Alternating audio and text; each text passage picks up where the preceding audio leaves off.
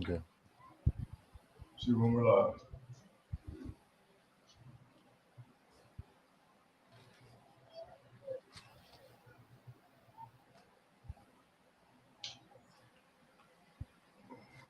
All right, Shah Shabbat to everybody that's tuning in tonight with your brothers over at the Ambassadors of Christ. We're a family, not a camp.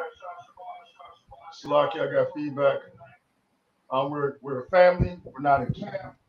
And we thank everybody for being patient for tuning in with us this Friday night. I am Ambassador Yabataz out of Chicago, and the other brother is Ambassador Barack. Ron. So I'm gonna turn the microphone over to the MC for the night. To the young prince, the young brother up and coming in this truth, the brother Barack, Banya Howard, Banya Shala. And you can carry away, King. It's your Come, show. come, Shout come. out, everybody.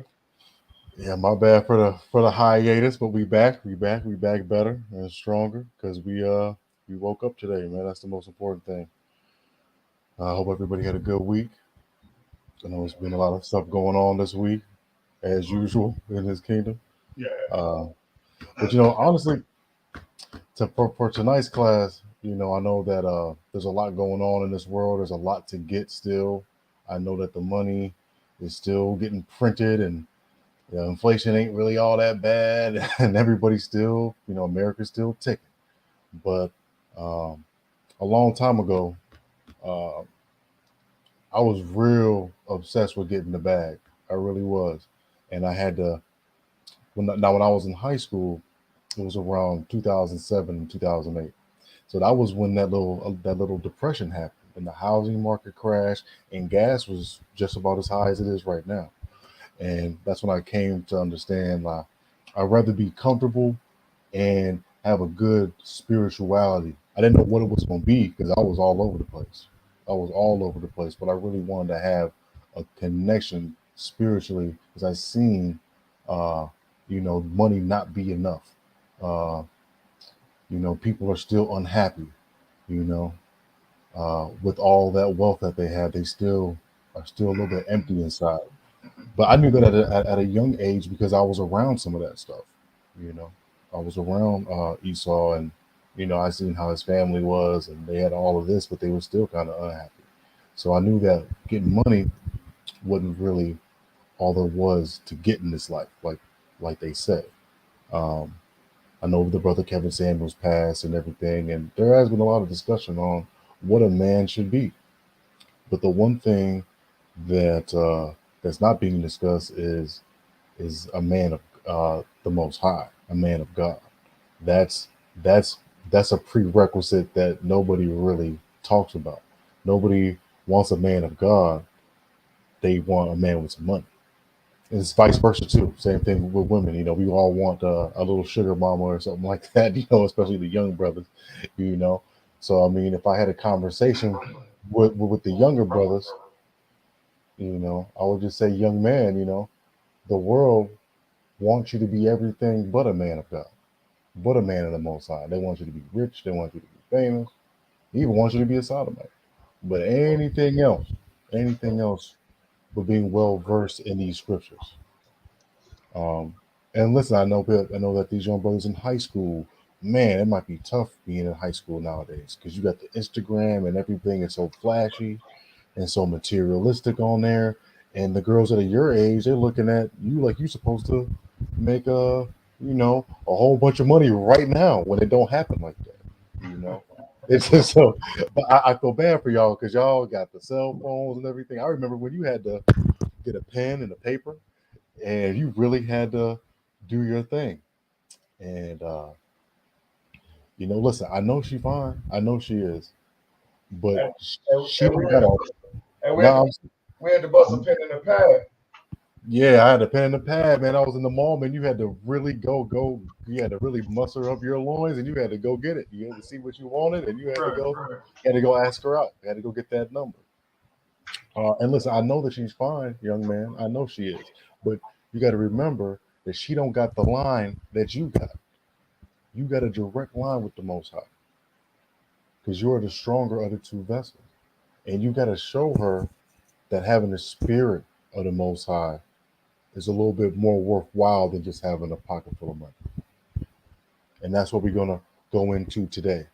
Uh, I know that she's got power to persuade you, young man, uh, but you have the power to let your light shine, like the scriptures say. And that's what we're gonna bring out. Let's bring out Matthew's 5:16. Con out of one con. Give me a second. Let me fix my font. You say Matthew Come. 5 and 16 out of one? Matthew's 5:16.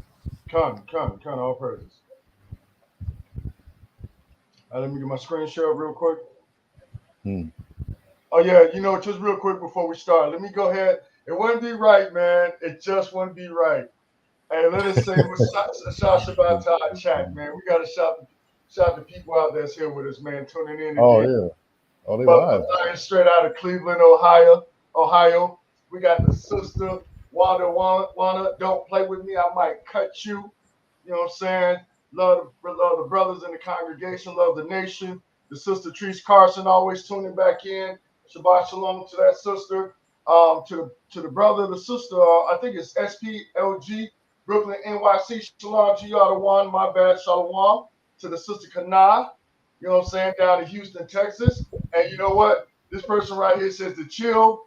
What is it? Auricular Theater. He says goodbye to this channel content creators and admins for me, for real, for real. All praises to the Most High, man. And we also want to say shout out to my brother Tashaka O'Kelly out of the Shy tuning in again with us. It's a beautiful brother right there. So it want to be right with us. Giving love to the chat. We appreciate y'all, and we couldn't do this without y'all, man. It would be no fun or any good if we was on here just talking to ourselves, preaching to the wind, and nobody was tuning in. So we definitely appreciate y'all spending y'all Friday nights with us. So let's go ahead and jump right on in. Oh yeah. Matthew 5 and 16. Hey, and we got four Go more ahead, people. We got four more people till we get 1,000 subscribers on the A.O.C Chicago channel. So jump on over there. Yeah, All right, believe it. jump on over there Yeah. and add it so we can hit that 1K, man. That's all praises to the Most High. All praises. Yeah, kind. Alpha Omega Chicago clan. Don't forget about the Alpha Omega clan Houston channel and also the brothers up in Cleveland. So, you just punch in those different names, those keywords, and you'll find us. And it looked like we got one more comment. Did I miss some? Okay, kind. All praises, Trees Carson. So anyway, let me get back to the screen share. Let the young brother go ahead and jump into his lesson. And then when he's done, we're going to probably tap into a couple other things. Probably not try to keep y'all real long. But like he said, there's been a lot of things going on, man. So we're going to the book of Matthew 15 and 16. And it reads, it reads, let your light shine before men, that they may see your good works and glorify your Father which is in heaven. Come. So when you're out there, when you teaching on the streets, when you being charitable to your brothers, when you go into the feast days, all of those things is going to affect the way people look at you. And we're going to use Joseph in the Bible in a little bit to just have an example of what that light really could do for you, you know. And what is that like? Because we got babes in here for the most part. I know that sometimes, we like to do these classes. I know I do, and I think that everybody knows everything already, but we don't, and I don't. So let's get a refresher. Let's get Proverbs 6:23. What is that light that's really shining in you? I just kind of got into it a little bit, but what is that light that Matthew's 5:16 is talking about? Proverbs 6:23. Public show. Kind of one kind. Whoops. This is the book of Proverbs, chapter 6 and verse 23. Therefore, if thou bring thy gift to the altar, I'm sorry, I'm in the wrong scripture. Salakia. I didn't jump in. Salakia. Proverbs 6 and 23. For the commandment is a lamp. Salakia. For the commandment is a lamp, and the law is light, and reproofs of instruction are the way of life.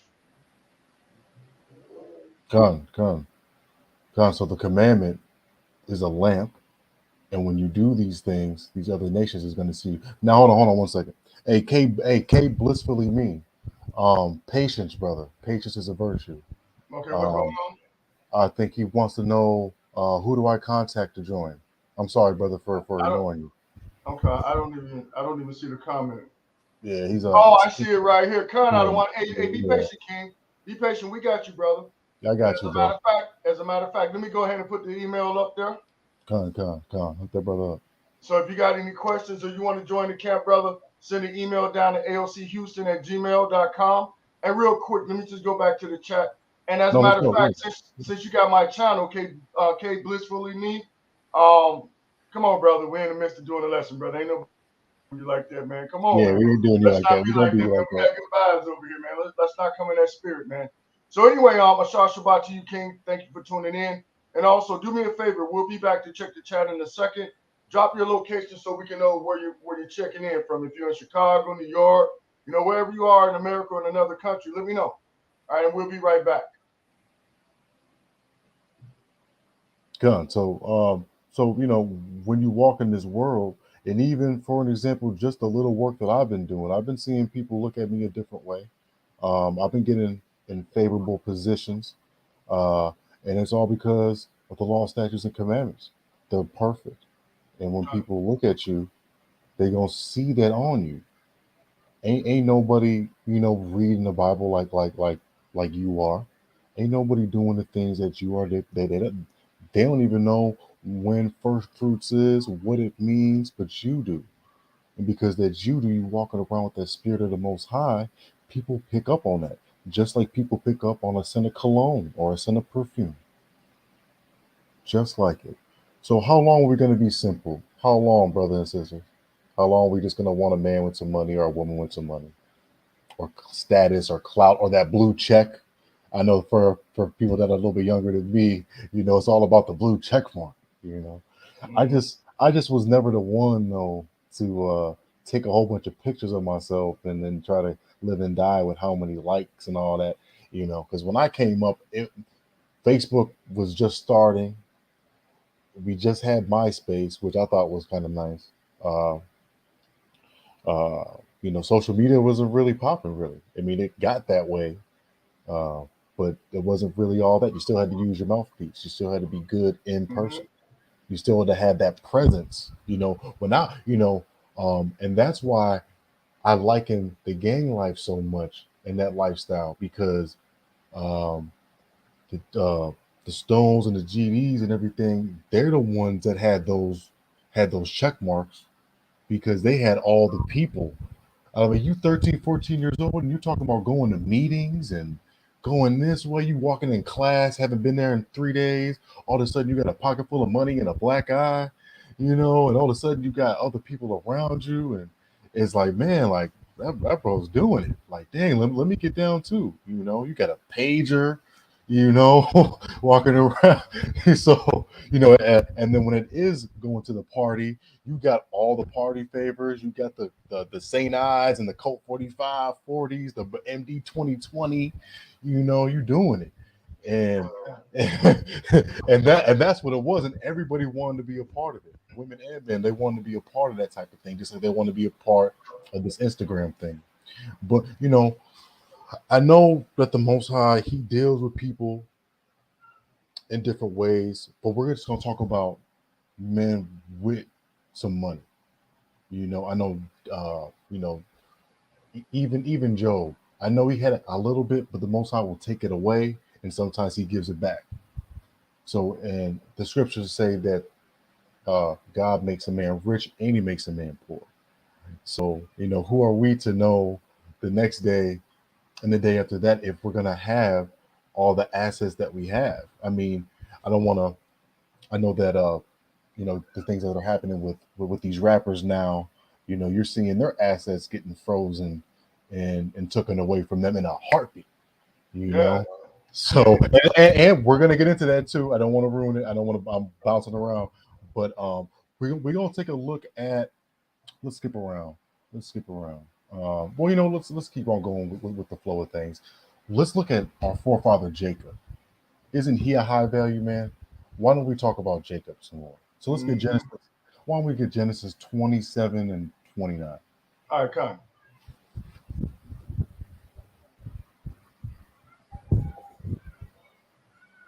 Yeah, because we need some more of this. We need to look at the different types of men in the Bible, young man, young woman, and we need to kind of apply that in our lives because it's not all that's cracked up to be. This world ain't at all ain't what it's cracked up to be. So You said Genesis 27 and 29, or Genesis? 27. Uh, oh yeah, 27 and 27. 9. Cursed be everyone that curses thee. No, that's not that. Yeah, that's not that. 1 second. Hold on. Well, I mean, we can get a Genesis 20, 28 and 15. That hits a little bit harder though. Okay, But Genesis really, 20. All right. yeah. So really, our forefather Jacob, man, when he was walking around this earth, man, the Most High God said, everybody that blesses you, or everybody that does good to you, good things are going to happen to them. And everybody that curses you or does something wrong to you, bad things are going to happen to them. That's power in itself. That's a power all in itself. That's a power all in itself that I know any man or woman would love to have. Hey, baby, they ain't gonna talk nothing about me because they gonna have a bad day. You know, my boss ain't gonna get rid of me because he gonna have a bad day if he do that. If someone do wrong in this family, they gonna have it coming for them. That's a little bit more worthwhile than a pocket full of money, don't you think? Yeah, Genesis 28 and 15.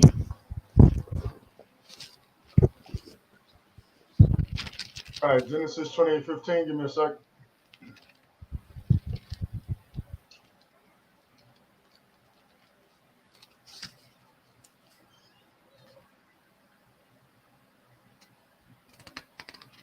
Let me know when you're ready. I didn't already read it.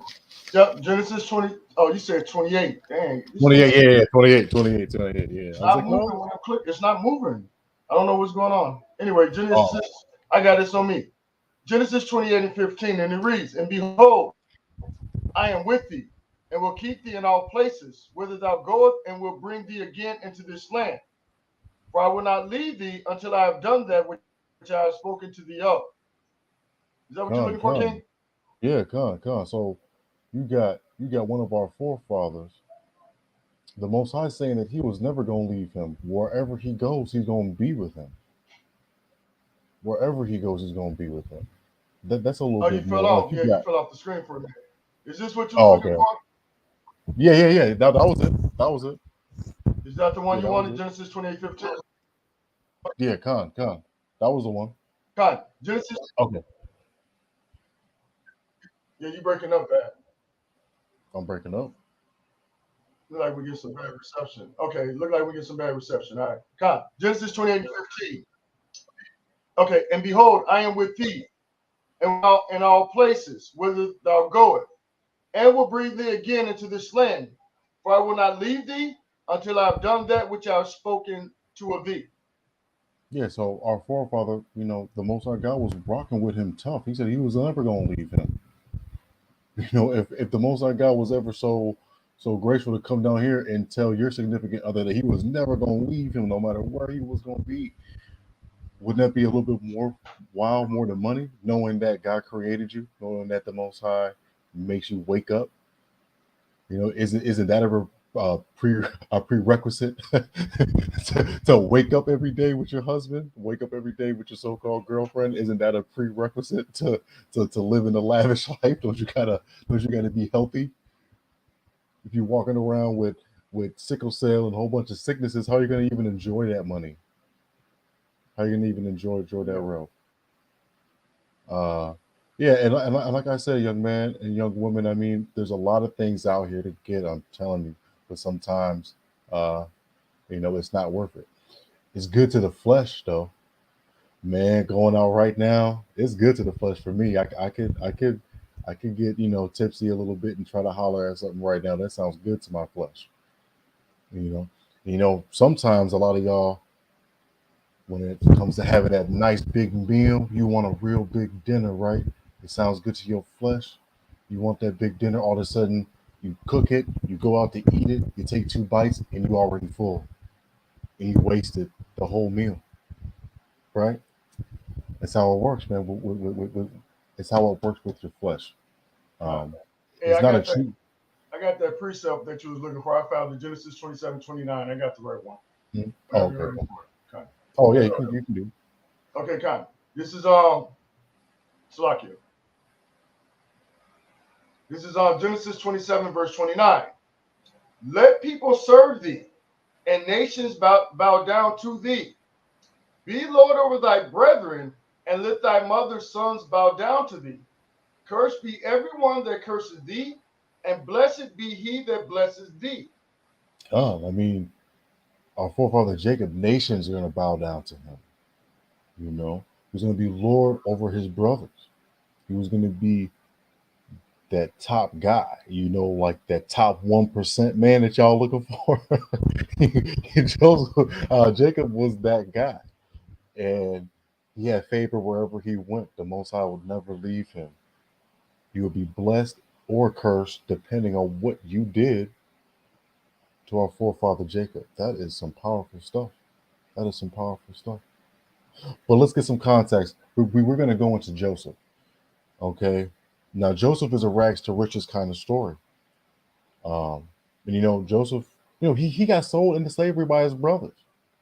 So if you if you liken to it, it's almost like, you know, you being adopted, going into a messed up family or something like that, or even being arrested earlier on in your youth and not being able to enjoy.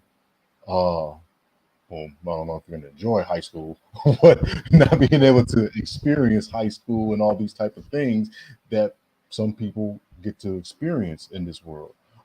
So Joseph started off on the short end of the stick. And in this society with our people, sometimes we cut people down like that didn't have a fair shot. You know, I mean everything, man.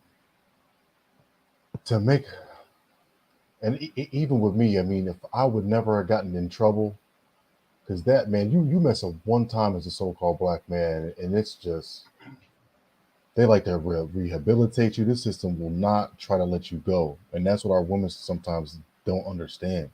You know, like you make one little mistake and it's just a wrap.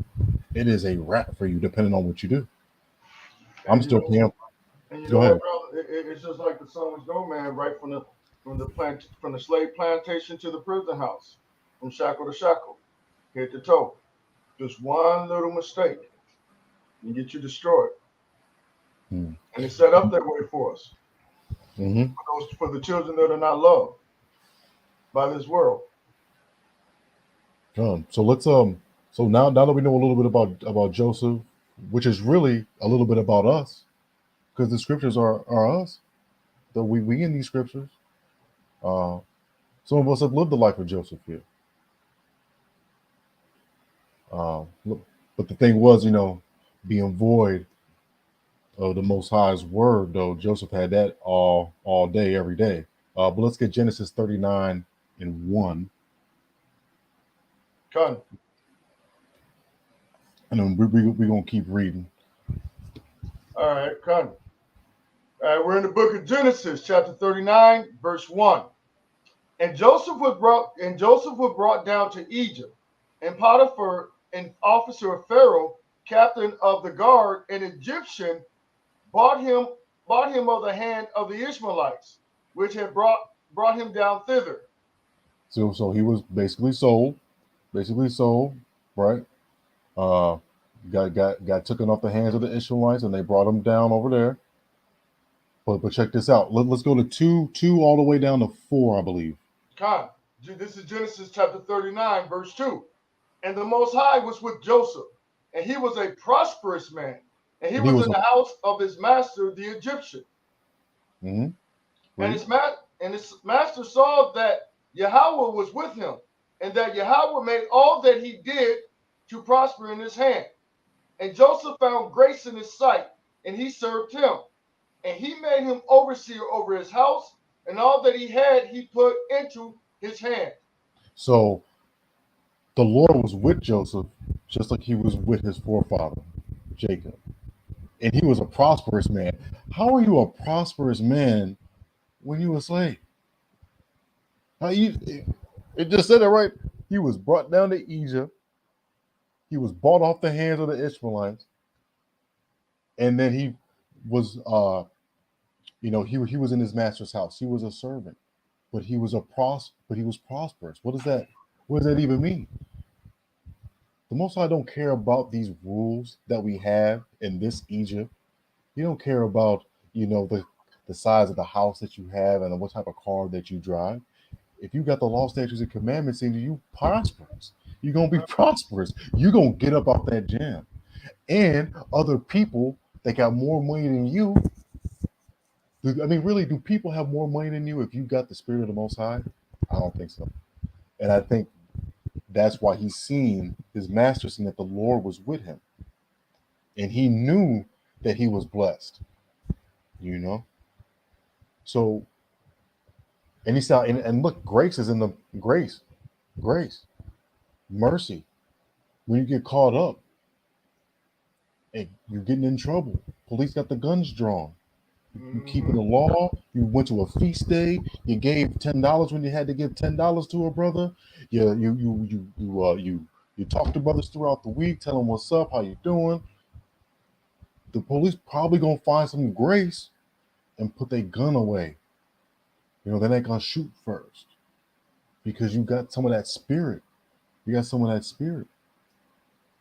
And even in the working world, because this is basically talking about you, as far as nowadays, you being at the bottom of your job, but you're faithful. You read your Bible whenever you can read it. You know about the commandments. You went to a feast day or two. All of a sudden, CEO walk around. Hey, who is that? Yeah, who is that? Who is that brother right there? Oh, you know what? I want him to be a manager. Da, da, da, da, da. And you see it all the time. Sometimes, maybe in movies. Maybe this is where I'm getting this from. But you could be at a restaurant. You could be doing everything you need to be doing as far as the scriptures go, and you could just go into a table.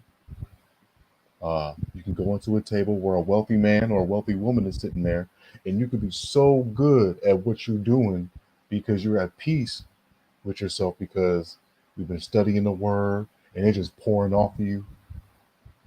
And then he's looking at your light. He's seeing your light. She's seeing your light. And the next thing you know, you ain't working there no more. You're relieved of your duties. He asks you to sit down, and you got a job interview right there. And the next thing you know, another server is serving you, and you never work there again. And you never work there again. That's how this works, man. The Most High don't play about all these rules. He don't play with all these rules, man. He don't play with that. Um, what did I write? And you know what? Joseph, even in jail, he was prosperous. Uh, I'm gonna skip. We're gonna get some context though. We're gonna go to Genesis 39 and 21. Remember, his Pharaoh's wife was lied on him, got him caught up, and he got sent down to jail. But he made all that. Joseph was a prosperous man, and the Lord was going to be with Joseph just like Jacob, even in jail. It's here, right here, in Genesis 39 and 21. This is Genesis 39, Genesis chapter 39, verse 21. But the Most High was with Joseph and showed him mercy and gave him favor in the sight of the keeper of the prison. Oh, go down to 23. Yeah, 23. God. And the keeper of the prison committed to Joseph's hand all the prisoners that were in the prison. And whatsoever they did there, he was the doer of it. Verse 23. The keeper of the prison looked not to anything that was under his hand, because the Most High was with him, and that which he did, the Most High made it to prosper. You got listen. If they lock me up, man, I'm not saying me. Please, I mean, not I got to live out here. But no, but if they sent me to jail, I might come out stronger than I was before, because the CEOs, according to these scriptures and having the Most High in your life, these scriptures saying that these CEOs was just letting Joseph do whatever the heck he wanted. They were just letting him do whatever he wanted. They turned a blind eye. They was basically running the prison. So even in jail, he was a boss, and he even had no money yet. Had not a cent. sometimes the respect of men is worth more than money. Because if you Uh, have no respect for men, then men might run up on you and rob you, and we see that too. Uh, you know, young brothers, up and coming rappers and things like that, they get slew down, you know, because they don't, maybe nobody has got that type of respect for them because they're not walking around with the spirit of the Most High to even gain that respect. And we were responsible for Christ's death, so that it's a twofold thing. It's a twofold thing, but hopefully more than the latter. Um, right, and we can look at the story of what the brothers breaking down about Joseph. We can look see that same thing in the book of Acts. I believe it's Acts chapter 21 when they was asking Paul when they was trying to take him to preach the chief captain. When he asked him could he speak to me, he said, "Can thou speak Greek?" You know what I'm saying? So it's the same thing that happened with Paul because Paul got permission to go speak to our people.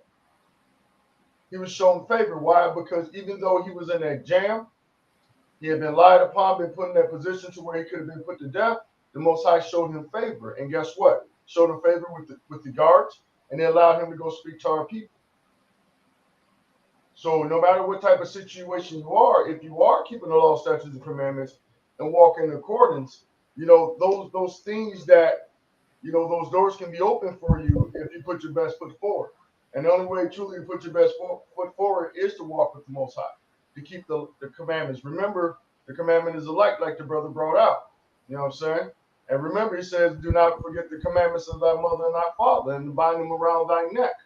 So when you have those things bound around your neck, you're walking that way continuously. That's the whole purpose of why we have fringes. Not saying that fringes saves us or that fringes will get us into the kingdom. They're just a reminder of the laws and the covenant. So when you're going to go off or go left or right, you have something to remind you of it. That's why the Most High says bind it in our minds, because we're not yet at that state in our walk or even where the kingdom, the New Jerusalem has come down to where it's going to be written in our minds and our hearts to where we don't have to teach anymore because it'll be ingrained in us. You know what I mean? So go ahead, King.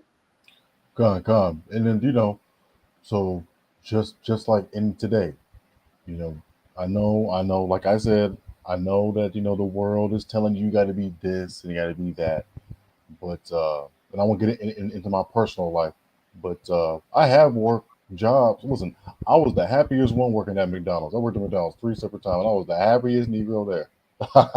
Yes, I just love people, man. I just love people. I love the hustle and bustle of that. Damn near need to be a restaurant owner, but that takes too much time. But we'll see what happens with that. But anyway, Joseph, man, you could prosper as a slave, prosper as a prisoner. He was going to prosper as a car washer, an assembly line worker, a teacher, an athlete, whatever he was going to do, he was going to prosper because of this one thing, because the Most High was with him. So that's what you got to remember. Uh, for those of y'all who are looking for prerequisites in a man or a woman, you know, uh, you get that, you get the Lord with you, it's going to take care of everything else. It's going to take care of everything else. Absolutely. Absolutely. Absolutely. I got one more long precept for you, Otto. Yeah, uh, Genesis. and then yeah, Genesis 41. We could go to because I'm gonna get the famine part, but we could go no, let's go 36 all the way down to 42, and you could just go through it and I'll break it down. And where? Uh, Genesis 41, and then let's do verses 36 through 42. Okay, count out one. Okay, come. Yeah, it's the I got last big you. one. We're doing a little story time, a Right. little story time tonight. Count. We're in the book of Genesis, chapter 41, verse 36. And that food shall be for the store to the land. Oh, hold on. Let's get some context. So he's interpreting Pharaoh's dream because ain't nobody got it like Joseph got it, our forefather. He can interpret these dreams, and the vision was about the uh yes 7 years of famine and Mm-hmm. what he was going to do, and because he told him this dream, you're going to see what happens to Joseph. This is where Right. Joseph blows up. he, Kind of. he, So he it, God. So as you see right here in 32, it says, as for that dream was doubled unto Pharaoh twice, meaning that he dreamt this more than once. Hmm. So you ready, King? Yeah, so now that we got some context, I'll let the officer read and we'll break it down. All right, Genesis 41 and 36. And that food shall be for store to the land against the 7 years of famine, which shall be in the land of Egypt, that the lands perish not through the famine. Verse 37. And the thing was good in the eyes of Pharaoh and in the eyes of all his servants. And Pharaoh said unto his servants, can we find such a one as this is, a man in whom the spirit of the Most High is? And Pharaoh said unto Joseph, for as much as Yahweh has showed thee all this, there is none so discreet and wise as thou art. Thou shalt be over my house, and according to thy word shall all my people be ruled. Only in the throne will I be greater than thou. And Pharaoh said unto Joseph, see, I have set thee all over the land of Egypt. Gone. And he also took his ring, put it in Joseph's hand, gave him some clothes, and he put that gold chain around his neck. So he That's had right. some bling. He had some Bling, bling. bling. He had some bling. So he came up, and all you had to do was just rock with him. All you gotta do is just rock with a man of the Most High, and you're gonna see him come up. You're gonna see him come up. And America, now we had little bits of famine. The only famine right now that I can think of is the baby formula shortage that we got out here. That's the only one so far. Uh, Wait. Did you say a baby milk? Did you say a baby? Wait, did you just say a baby milk shortage? a baby formula shortage. Yeah, Wait a there's a minute. baby. Wait Yeah, a minute. How is there a baby milk shortage when women naturally produce baby milk? I don't know for y'all that don't So, be doing that. so you telling me that it's women out here letting their baby starve because they can't get milk in a can? I mean, it's suppose so. I suppose so. That's what the news is. That's what the word is out on the news. Uh, but Oh wow. sometimes people got the plastic surgery. Maybe around Miami or something. Maybe they can't really breastfeed the Wait a minute. children. Wait a minute. You telling me these women can't make no milk and feed I, their babies? if they if they got some surgery done, probably not. Oh Uh, yeah, them guys. Okay, you talking about them guys? yeah. No, but honestly, that's just the tip of the iceberg. I mean, Right. some this money, like I said, right now it's all good right now, but the value of money is gonna wither away, just like the crops in Egypt withered away. And then what you're gonna do? Then what are you gonna do when that comes? And that's why when I was younger, you know, knowing that kind of, you know, being a historian, knowing that kingdoms rise and fall, Rome rose and fell, I was always contemplating when this was going to go down. You know, not having the understanding that I do now, but it was always kind of in the back of my mind, like, you know, okay, well, what if 2007 happens again? Everybody loses their house and things like that. What if the value of money is going to go away? Because it was really scaring you. You know, buy gold, buy silver. The money's going to go away. You know, so. Uh, going back into it, if you skip down to Genesis 47 and 15, it's going to show you that, Egypt, yeah, I know, we got Kemet and all that, and they talk about how great Egypt was. Egypt went broke too. Egypt had a famine too.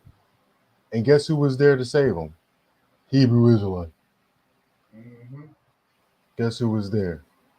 So Genesis 47, chapter 15. Genesis 47, verse 15. Sorry. Count out of one.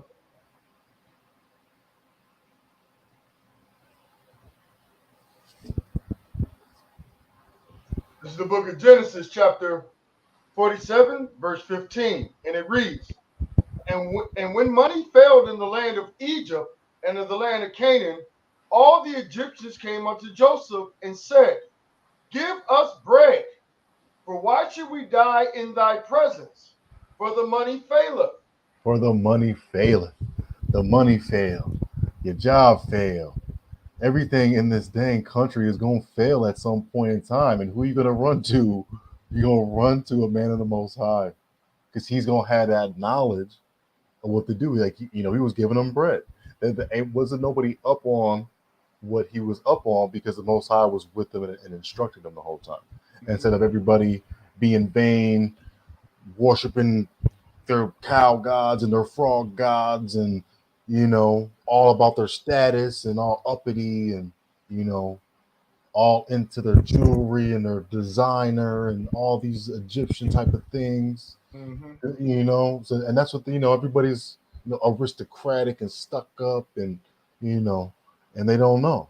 And sometimes it hits the rich the worst, because the rich are never in tune with what's really going on. They live in a bubble, and it's like that here, especially with the riots and insurrection. All those rich congressmen and women, they don't know nothing about that. They thought it was a terrorist attack. It's like, come on, man. you know, Albeit it was kind of political, but they don't know what to do when people are protesting at their house. They lock all their doors and they hide, just like any other coward would. So, and that's what the Egyptians that got to enjoy all that time. They ran to Joseph, man. We out of money, we out of bread. Don't let us die. Come on. But you had Joseph in the dang cellar of the dungeon, lied on him. No one defended him, you know. And so you did him bogus, and now y'all running up to him, and you think that he's going to do the same thing to you, and he did, because we got it like that, because we're righteous men. We are righteous men.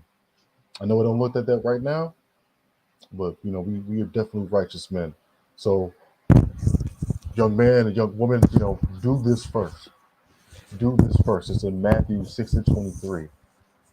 The Most High God's going to take care of everything else in your life. I was worried too. I was trying to go to school, go to college and everything. And I was, that around the same time I was getting into this truth. And a brother online had told me, I think his name was Yashami, he was like, bro, you can go to school and everything, but study the word too. Do both, you know? So you don't got to be afraid. You can definitely multitask. There's 24 hours in a day. What's 5 minutes, 30 minutes, an hour of looking over the scriptures? Con, you want to bring that out, that Matthew 6:23? 6:33. Yeah, I'll bring it up. Con, I got it. Oh, okay. All right, this is Matthew 6:33. Whoops. What? Oh my God, why did he do that?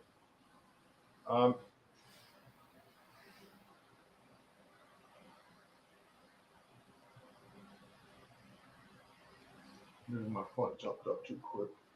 All right, this is the book of Matthew 6:23. I'm sorry, 33, Salakia. And it reads, but seek ye first the kingdom of Yahweh and his righteousness, and all these things shall be added unto you. All these things, the apartment, the the the car, a woman, your man, your husband, uh, just about anything. The colleges that you need to get accepted into, the loan that you might need for the house or the business. All these things is going to be added on to you. All these things are going to be added on to you. But you got to seek him first. And just to back that up, get you can get Bubba Shah John 16:23. Count out of one cut. This is the book of St. John, chapter 6, verse 23.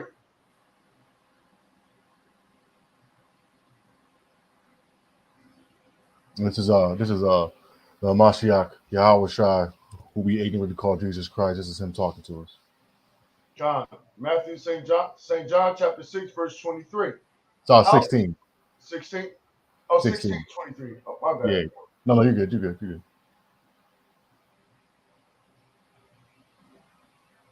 St. John 16:23. And in that day ye shall ask me nothing.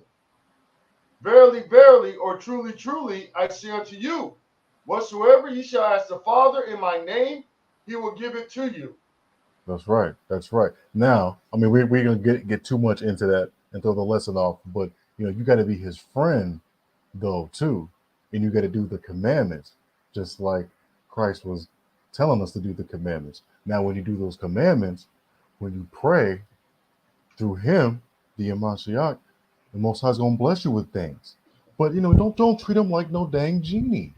The Most High is not no genie, okay? It's not, pray Oh wow. once, you know, pray once and then, get $1 million, pray again, get the fancy car, pray one more time, and get the girl of your dreams. It don't work like that, man. No. Pray to have pray pray to have patience. I gotta have patience too. I struggle with that. Pray to remove things from me, to add things onto me. How about that? How about we pray to remove things? In my Cisco voice, what I want is a trip. But pray to have things removed from me. Pray for other people. Wow. Wow. We ever tried that out? Praying for other people. We're always so selfish, man. We want to pray for ourselves. Oh, bless me with this, bless me with that, bless me with that. Now, how about blessing other people? Especially blessing those that might have did you wrong or rubbed you the wrong way. Uh, you know, things like that. So, what's another thing? Go ahead. If I may, right. So as we're talking about this, he's talking about these things being added on. So he's talking about wealth, cars, and a wife and all of that. Well, here's the thing: for those who don't have wives and that are single, man, you guys are in prime position. You got it, y'all got it made better than me. I'm married. I've been married almost 20. I mean, a little bit over 20 years. Well, our union has been over 20 years. But the reality of it is, you guys have it a lot easier than us because you don't have those cares. So if you don't have the car and the car note, you don't have the house and the mortgage, you don't have a wife and children, then your focus should be strictly upon the Most High.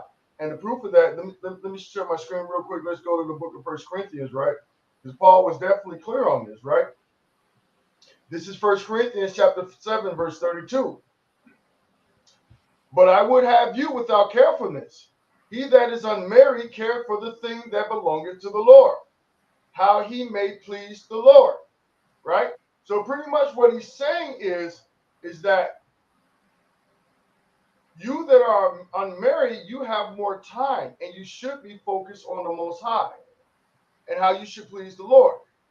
That's why Christ said, if you do these things, if you ask anything in my name, I shall give it to you. You shall have no want or need, right?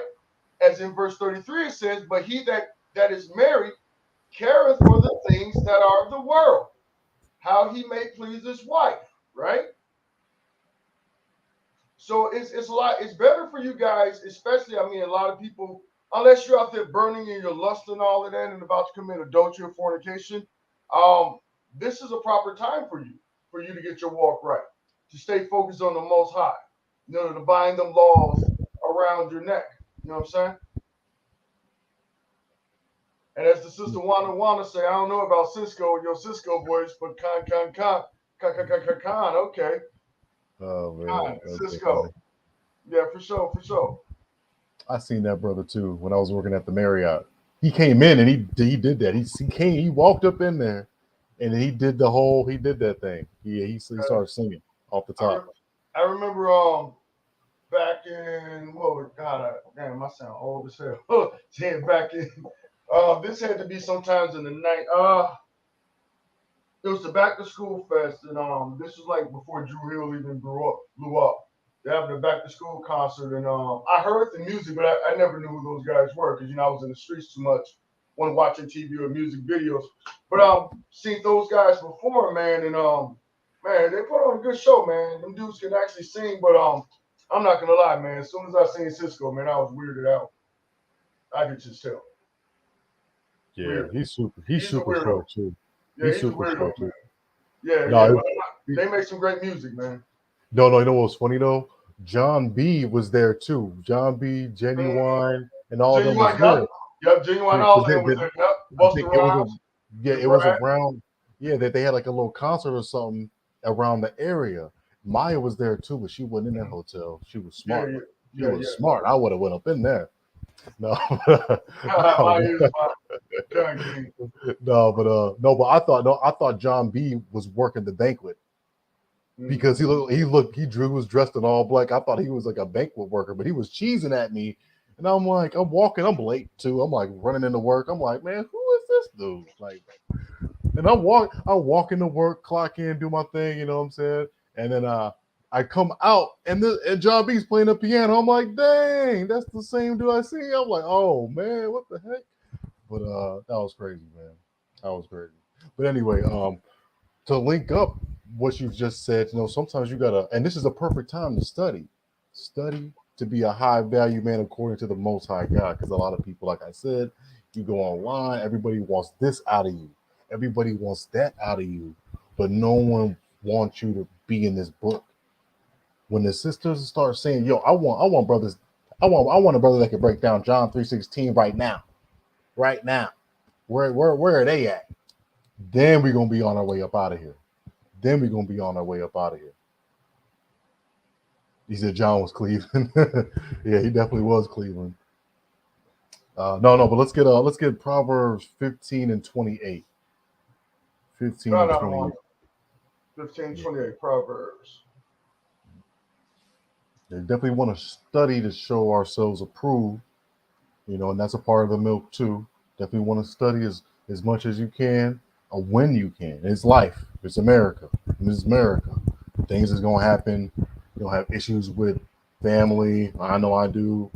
You're gonna have car troubles, transportation issues, job issues, things of that nature. So things might get in the way of you studying. But whenever you have a moment, especially being in COVID, these 2 years, this was a long type of moment for you to get your scriptures together, to get that connection right with the Most High. And that's probably why he did all this, to have us slow down, you know. God, God, sometimes we got to refill our oil, man. Go. But whenever you're ready, King. Okay, God. Do 28 and then 29. Yeah, 20 and 29. 28, 29. All right. We're in the book of Proverbs, chapter 15, verse 28. The heart of the righteous studieth to answer, but the mouth of the wicked powereth out evil things. The Most High is far from the wicked, but he heareth the prayer of the righteous. So, God, just like how the Mashiach was saying, he hears the prayers of the righteous. And sometimes when you void without God, you gonna be sticking up for things. I've heard people say everything. Oh man, they talking like I don't know what it is about our people with this with the sex identity and the gender dysmorphia phobia. You gonna be standing up for things that are so vile and weird. Without this word, it ain't gonna make no sense. I mean, I don't know. I just see a lot of things online and just like, how are you defending something like that? Like you got to have your foundation right. We got to get back to the basics. We got to get back to the scriptures. Um, you know, so doing the will of the Father and not doing it, there's a reason why for that. There's a reason why when you do the will, good things will happen to you. Not saying that everything's going to be good. You're going to have to be tested and tried now too. But if you come back out on the other side, there's going to be a lot of rewards for you. There's going to be a lot of rewards for you. It could be monetary rewards, financial rewards. It could be uh, your mental health, which I know we was talking about that last Shabbat. Our mental health and committing suicide and things like that. That's why we got to go into these scriptures because it comforts you. You don't think that I've been there where I wanted to, well, not to say I want to take myself out or anything, but maybe thought about doing things, doing different types of things to escape, doing drugs to escape this reality. Sometimes life is really hard on us, and we got to cope with different things. And all praise to the Most High that I never touched a lot of those hard drugs because I just watched a video where this girl was like some type of big shot neurosurgeon. She got a hit of heroin one time, and she's been doing it ever since. And she's out on the streets. So all praise to the Most High for staying me away from things like that, and hopefully He's making you stay away from those types of things too, because the lusts of the world, man, they're cool to your flesh. Young man, like die doing the will of the Most High. Don't die selling drugs on the street corner. Don't die with that anger in your heart trying to shoot your brother. Die doing the will of the Most High. You know. Even for me, I mean, if the plane goes down on my way to first fruits, I'm gonna be the happiest one up in there. I'm gonna be the happiest one. I'm gonna be a little nervous, but I'm gonna be the happiest one because I'm actually on my way. I'm on my way. But it ain't gonna happen. You know, uh, Con, it ain't con, gonna happen. You con. know, so I mean, all praises to now. I'm definitely gonna do my Psalms 121 a couple times before I leave now, but I pray that I make it back in there at one piece as well because that is coming up, family. You know, that is coming up wherever you're at. Definitely first fruits and what that's all about, man. Uh, it's a beautiful thing. We might get into that a little bit later as the weeks go by. I know we got some time left, but you know, just to run through it real quick, other one, Exodus 19:6. Exodus 19:6. Um, you know, this is what high value men are in the Bible. We are high value men. Jacob is a high value man. Israel, you are high value men. Um, Exodus 19:6 states, I and got ye it. shall. Oh, you got it. Okay, I'm pulling it up for you right now. Kind of. okay. All right, Con, I got it for you. This is the book of Exodus 19:6. And ye shall be unto me a kingdom of priests and an holy nation. These are the words which thou shalt speak unto the children of Israel. So he wasn't talking to the Chinese. He wasn't talking to East Indians. He wasn't talking to white folks. He was talking to you. He was talking to the nation of Israel. That's who you are. There's nothing more high value than priest, than a priesthood, a warrior priest. At that, there's nothing more higher than that. You can't get higher than that, and that's our title. Con, I think in the scriptures it says that Judah is the lawgiver. mm-hmm. Right? We are the lawgivers. We usher out the law, and the Most High has been trying to do that with Adam the whole time. He's been trying to get his government on this earth, but we will not let him. Our flesh will not let him do. Now it's going to happen. Con, Uh, our adversaries don't want it to happen because then that means playtime's over with. con, Uh, but and some of us like playtime. Some of us want to play. Some of us want to play a little bit. But just like Chief Priest Abana Ariana always says, you got some time. Maybe you'll cut it out one day. Maybe you come across this and you know you listen to what the Most High values in a man, besides your brethren, or a woman that you might like, and then mm, maybe you'll have a change of heart. Maybe you'll crack open that Deuteronomy, you know, and maybe you know that water will start flowing through you. Hey, let me grab verse 5 real quick right above it. Yeah, yeah. God, this is Exodus 19:5. Now, therefore, if you will obey my voice indeed and keep my covenant, then ye shall be a peculiar treasure unto me above all people, for all the earth is mine. So that's a prerequisite. That's a requirement. If we obey his voice and keep his covenant, keep the law, statutes, and commandments, that's the only way these things are going to happen. You know what I mean? That's the only way this is gonna take place. And man, this chat has been going up, man. You want to address it? Hey, that was a beautiful precepts to water for that. The water that kind of is better than the Mm-hmm. one that I had lined up, and it goes Now they with. were right back to back. I mean, Back to because I mean, I know that we want to be successful. I mean, we got blood of kings in us. We're kingly priests that are supposed right, to be above all these people. So of course you want all the designers and the gold and all this type of stuff on you. I got a little bit on tonight myself, but I'm not breaking the bank for it, and I'm not putting all my spirit and my soul into these material things either. right, You know, this stuff got added on to me after. I've been struggling for about 3 some years, and the brother can tell you I've been going in and out. I've been having issues upon issues upon issues, but if you're diligent, you're gonna see that light at the end of the tunnel, man. You'll see that light at the end of the tunnel. Look at him. Yeah, and he did though, and he really did, and that was his one accomplishment. He even tried to go to Kenya to preach it over there, but they weren't going. They weren't going with it. I think they still try to do that to them. They want them to to have more LGBTQ things. But like I'm saying before, family, they're gonna come out with that map. That's the next one. Minor attracted persons. They're coming. They're gonna come out with it Oh pretty yeah. soon. They're gonna try to make it. They're gonna try to make it normal. They're gonna try to make it normal. But there, the chat's popping. If you want to address it, you can. Yeah. So I'm gonna start up a little bit higher. The sister wanted to say these young girls want those street drug dealers. But guess what? Guess who taught them that? Our men. They couldn't want street drug dealers if we weren't the creation, or not necessarily the creation the white man was, right? He created the drug dealers. But if we didn't take his drugs and start selling it to our people, those young girls wouldn't know what a street drug dealer was. They would know what a priest was.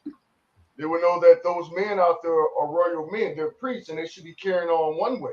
So since they have not seen it in generations of our people, our men being in a priestly position and being a royal nation, that's all that they're used to.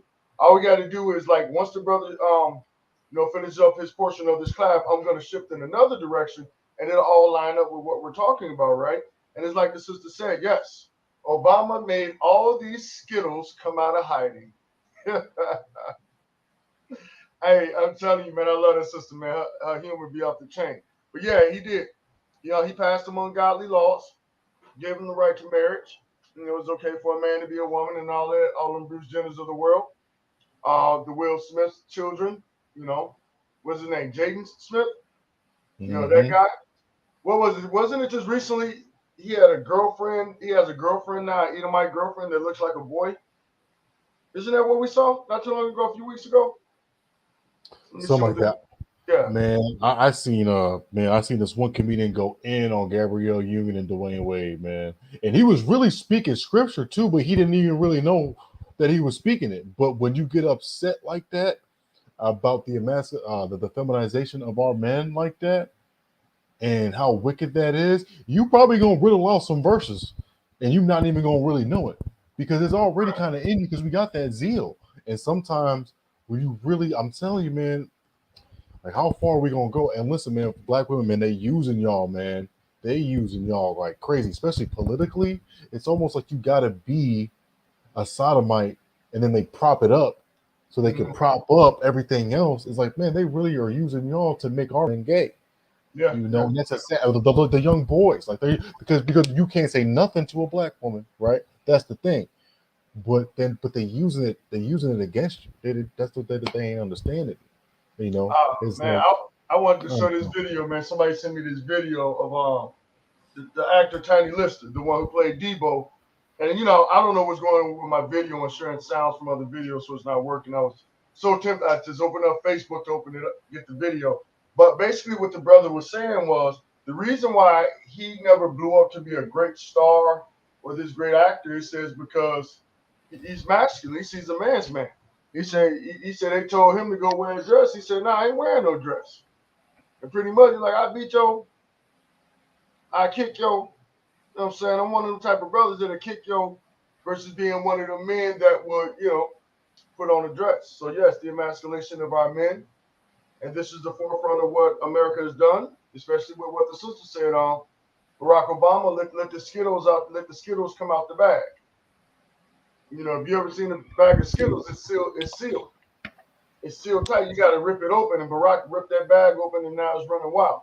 But guess what? mm, It wasn't just Barack who did that. We give Barack all the credit in the world, but the grand scheme of it is that the ancient Greeks and Roman, their children's children, they wanted those rights to come about. You know what I'm saying? So let me mhm. see. Let me see. She said some of the mamas. Yep.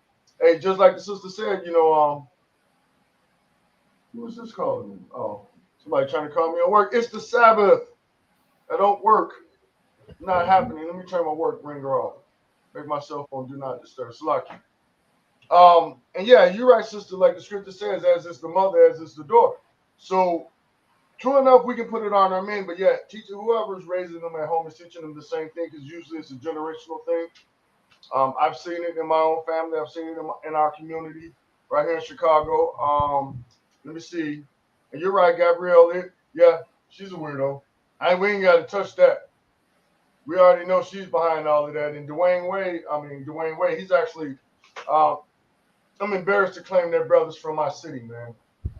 Brothers go out there in the world and they become rich, and then they want to turn into weirdos on us. R. Kellys of the world, the D Waves of the world, man. Chicago taking a lot of L's right now in Yeah, those well, aspects, man. and Um, then and then on that topic too, because we know that sodomites and fornicators aren't getting in, right? But we also have to understand. I know we talk a lot about abortion, but Onan in the scriptures, he has spilled his seed, and there is a such thing as a male abortion. So young man, if you're out there, you know, running through them and knocking them down and everything, you got to remember when you're spilling your seed, you are aborting your children too as well. hmm You know. Now it may not be touching the ground, but it is touching the condom because back in the day, they didn't have those type of things. But I just wanted to that actually came across to me because I know we do a lot about that. I don't want to make the women feel bad, but men hmm do that too, and that's why we got to be more selectable. I know we have lust and everything like that. I don't know nobody's perfect or whatever, but just not going out there being all crazy doing that because I know that sounds good to your flesh too, and I know they got no clothes on nowadays. And then the world's made them all freaked out and they all freaky and all that. So I know that it's hard for y'all to understand that, but and you know what? With doing all of that, that comes responsibilities. Man, you might have children out of that. A condom might not might not prevent a pregnancy, so you might have some a couple of children out of wedlock, and then that's gonna make your life harder financially and whatnot too as well. And then that might not be a very good person that you are doing those things with because you're not in the spirit of the Most High. You're in the spirit of that lust. So that's another whole little thing. So I just wanted to bring that out too as well, since we're talking about sexual sins and whatnot. Um, but let's kind of skip down. Let's kind of skip down. I'm gonna go. You know what? I got three more verses. I got no, three you more good, verses. King. Okay. Okay. Good. Do your thing. Let's let's get James 4:4. Let's get James 4:4. And this is, this scripture right here is almost like, you either team Yahweh or you team Lucifer, you team Satan, you team USA. What team are you on? James 4:4. Count out of one count. This is the book of St. James, chapter 4, verse 4. Ye adulterers and adulteresses, know ye not that the friendship of the world is enmity with Yahweh? Whosoever therefore will be a friend of the world is the enemy of the Most High. So let's break this down. So adulterers, adulteresses, right? We cheating on the Most High, basically, with all the doctrines and I'm this, I'm command, I'm Muslim, I'm that, I'm trans, so whatever you want to call yourself these days, that's not the Most High. You're being an adulterer or an adulteress, right? And we know that we talk about enmity. Let's bring that out. Well, what is enmity? Because I dang near don't even know. I just know that I know that it means that you're at odds with something. I know that it means that you're challenging somebody just from the look of that word. But Got it. sometimes our people, I got it. I got it for you, done, King. done, I yeah, got it right done. here. It's lucky. This No, is no, you good. enmity, the state or feeling of being actively oppressed or hostile to someone or something. Ah, Hostility, animosity, antagonism, friction, antipathy, animus, contention, opposition, conflict, dislike, ill feeling, bad blood, hatred. dang, bad blood, man. They got it out for the laws, and so if the law, statutes, and commandments are perfect, and they show you favor. They make Joseph, our brother, our grandfather, our forefather, a brilliant brother. They made him from rags to riches. Uh, if the word of the Most High does all these glorious things, then why is the world so against it? Well, Mhm. obviously the world is given onto the hand of the wicked when we understand that.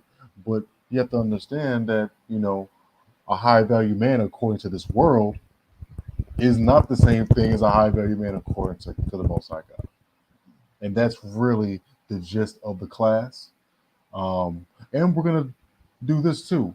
We got to get, if we're going to do that, if this world has bad blood against the Most High, then they're going to have bad blood against us because they know who we are. Let's get a little bit of that crafty counsel in Psalms 83. Psalms 83. Con. And then I'll share my screen too after this, and I got some like a video. Okay, con. It ain't like long. I just want to show you who I'm talking about.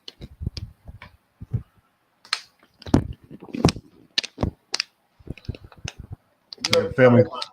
You want the video now, or you want the scripture? Let's do the scripture first. Let's do the scripture first. All right, con. This is the book of Psalms 83 and 1. A song of Asaph. Keep not thou silence, O Yahweh. Hold not thy peace and be not still, O mighty power. For lo, thine enemies make a tumult, and they that hate thee have lift up the head. They have taken crafty counsel against thy people. They have taken crafty counsel against thy people and consulted against thy hidden ones. They have said, come, and let us cut them off from being a nation, that the name of Israel may be no more in remembrance. But they have consulted together with one consent. They are confederate against thee. Want me to keep reading? We good? Yeah. No, we're good. And like I'm saying, we're gonna go to Young Thug, man. You know what's happening with him. Like I said, there's been a lot going on, so I just wanted to go to Young Thug. All right, I just popped your screen to share this up now. Okay. So I don't know if y'all could. Can y'all see the big screen, like the hold video? on. Yeah. Is it up there? Oh yeah. That okay, yeah, it just popped up there. It's good. Okay. So Con. Well, the man right here. I'm jealous because I can't do that no more. Yeah, I'm sorry. It's a lot. The man right here is Liar Cohen. That's his name, Liar Cohen. Look at that. No, Leo Cohen. Leor Cohen. I call him Liar. But look at that. Follow the leader. Follow the leader. This man, listen, he could have anything on the radio. Like he could promote anything. But what does he promote? What does he want the artist to be pushing? Criminal stuff. Don't make no mistake about it, man. This man, he's got draw some horns on him. He's got private prisons on deck. He knows people with them. It's a game. It's not the same rap game as before. You know, I think Bone Thugs was even talking about that too as well. You know, they're building private prisons and they're using our rappers to promote criminal activities, right? They need to have the RICO. They're racketeering. Him and his buddies, they're the ones that are really racketeering. Now I know our brothers, you know, let's go through it. Let's watch a little something.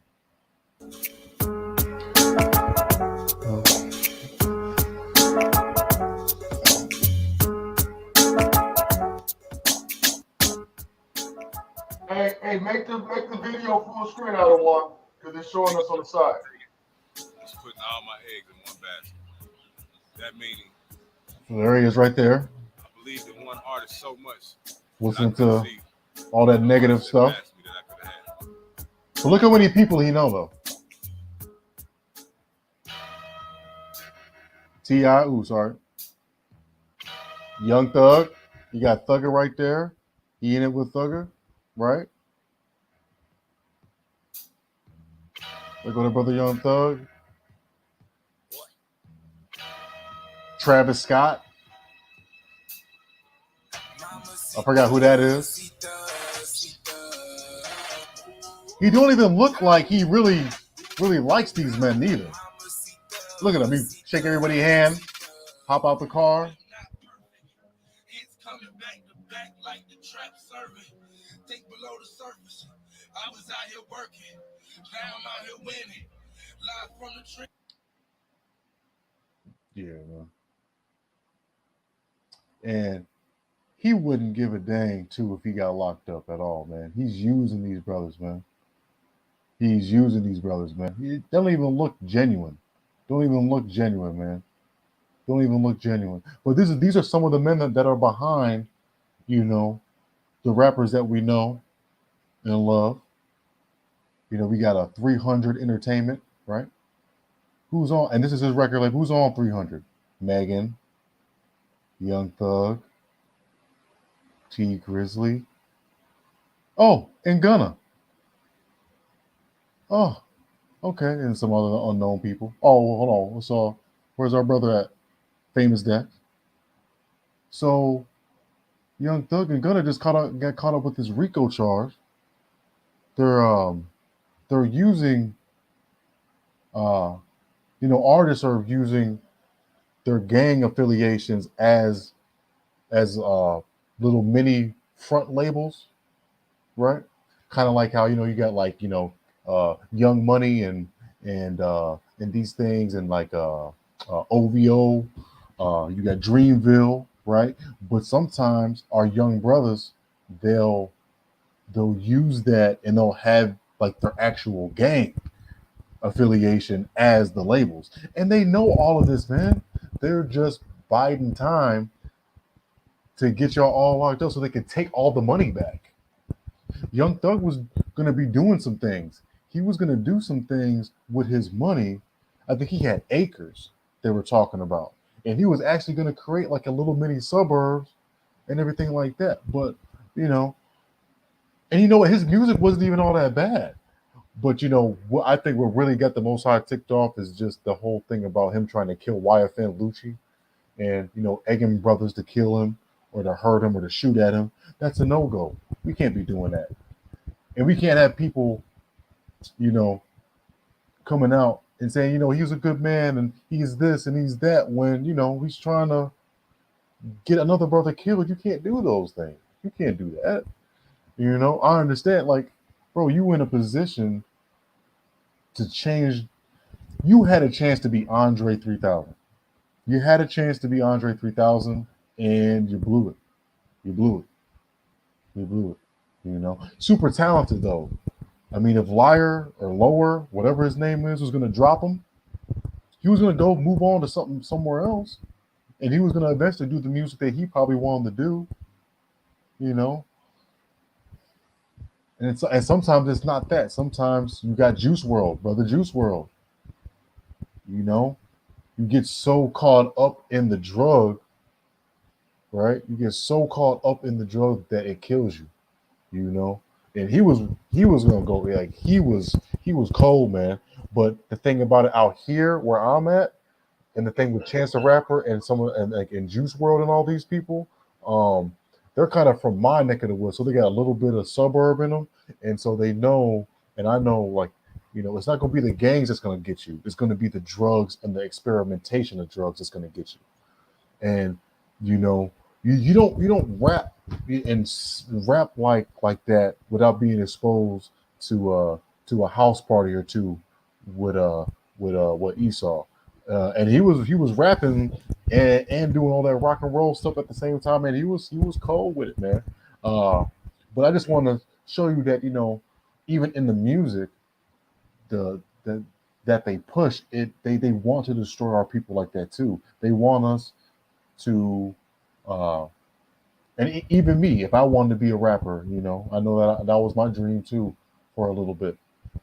I was gonna have to talk about all that type of criminal stuff, and what was gonna happen? I was gonna have to be responsible for young men going out and trying to do those things that I'm rapping about. And they were tapping his phone for 3 years.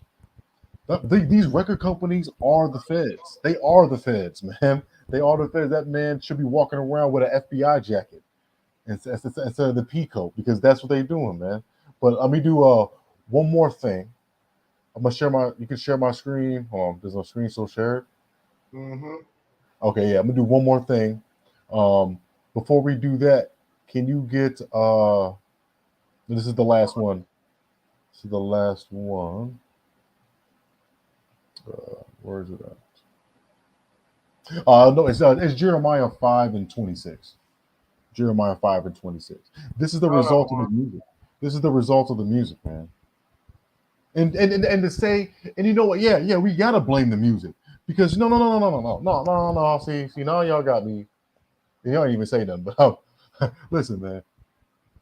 You mean to tell me that WGCI and Power 92 can play all of that kill stuff at 5 o'clock in the morning to 10, 1 or 2 or 3 o'clock at night, and that's not affecting our community? That's not affecting the way that you think and operate? You can put it on the radio right now and look at the filth that's on there. And do you mean to tell me that they're not responsible for these children dying on the streets? You got to be out your mind. They need to get RICO'd.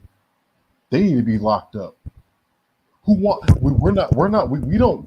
Who went to our community and asked them, hey, do you want your sons and your daughters to be rapping like this? They didn't ask us.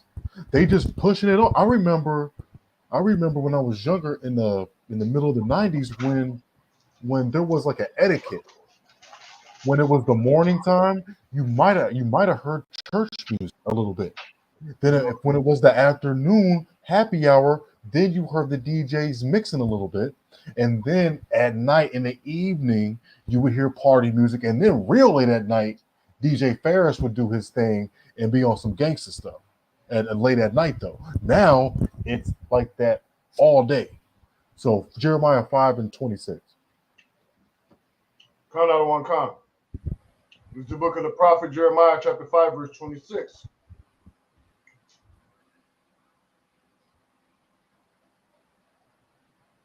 Among my people are found wicked men. They lay wait as he that setteth snares. They set a trap. They catch men. That's right. We set traps out on these streets and we catch men. And we can get even more context if you go to Jeremiah, I think 14:2. What color is Jeremiah? Because some more people don't know. Well, who is he talking about? What men? My people. Who is Jeremiah's people? If we go to 14:2, it's going to tell you that he was black. And the people that he was talking about was black.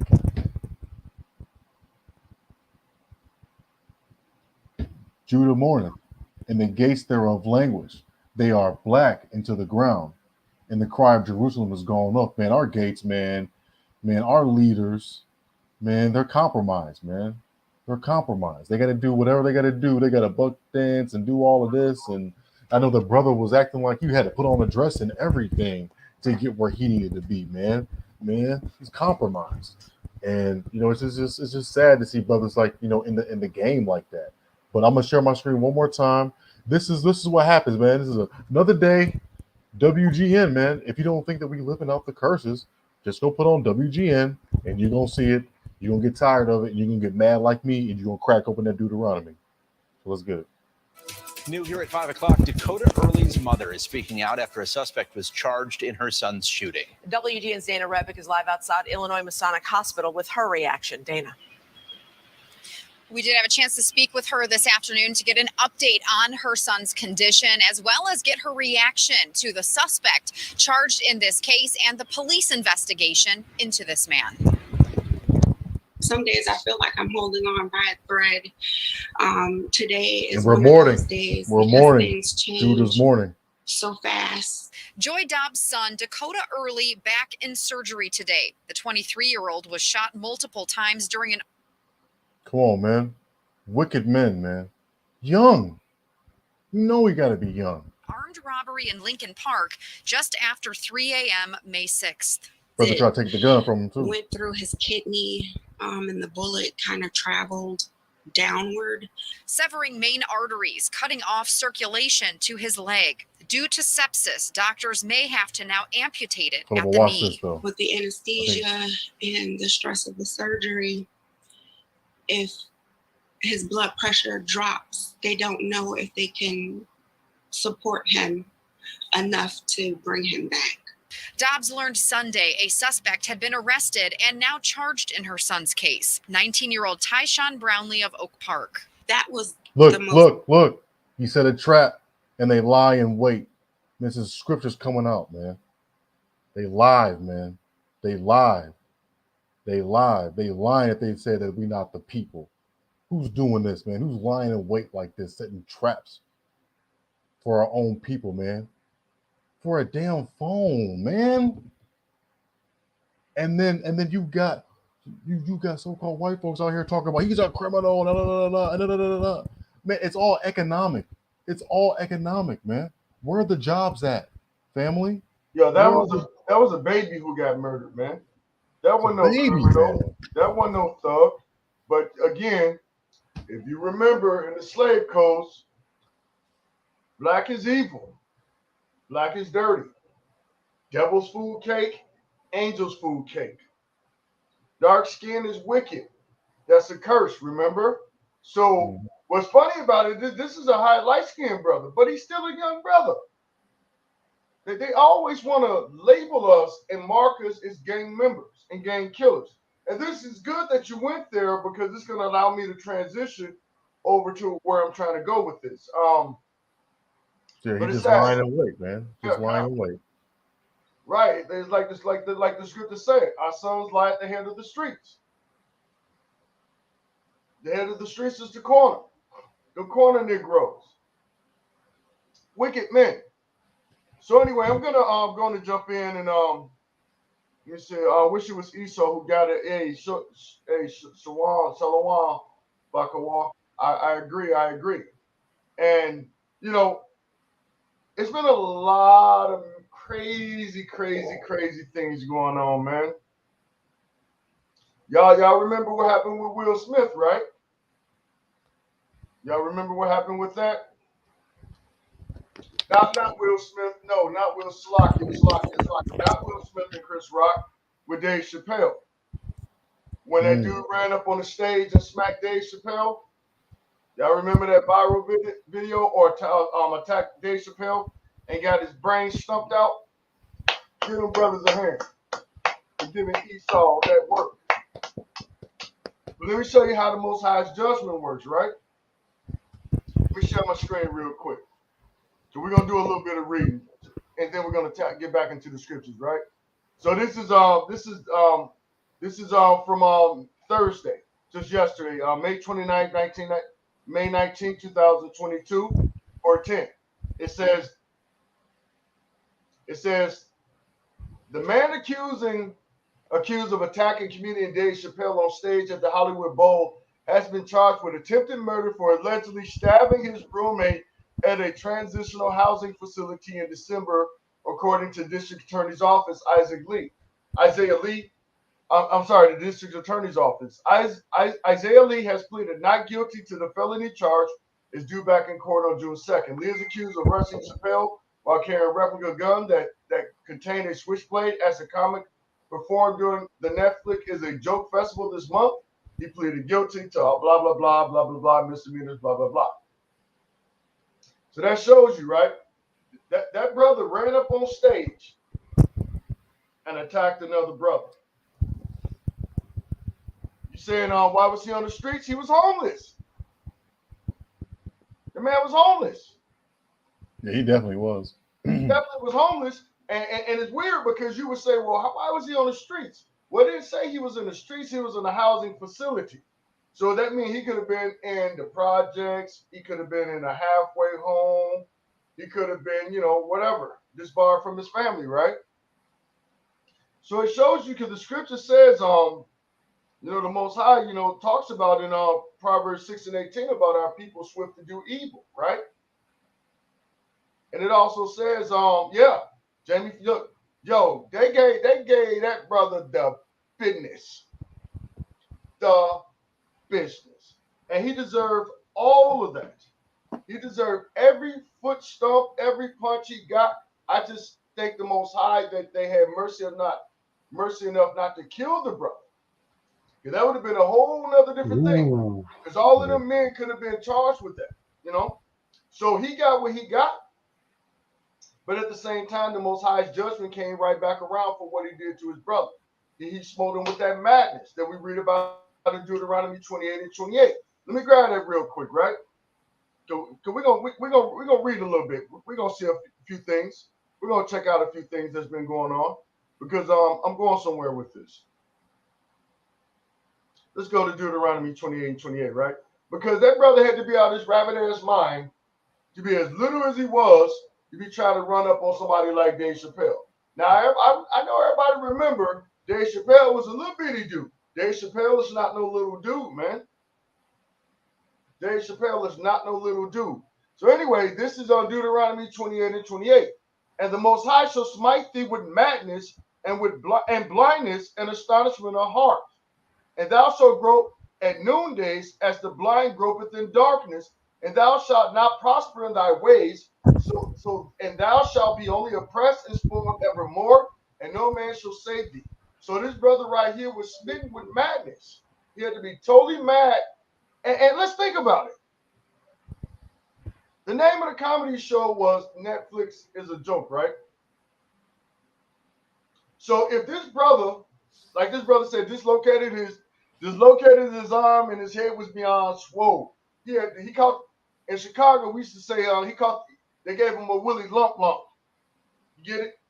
Willie lump lump lump lump, or Mr. Pumpkinhead, right? Right, or Big Swole, Mr. Potato Head. You know what I'm saying? So obviously, for this brother to have decided to go attack Dave Chappelle, he had to be one of them party boys, as the sister Wanda said, and I'm gonna find her comment. Hold on, I gotta find it because it was priceless. Let me find it. I'm not moving on until I find her comment. Hold on. I'm still looking for it. Wait. I'm almost there. I know I'm in the right area. Where?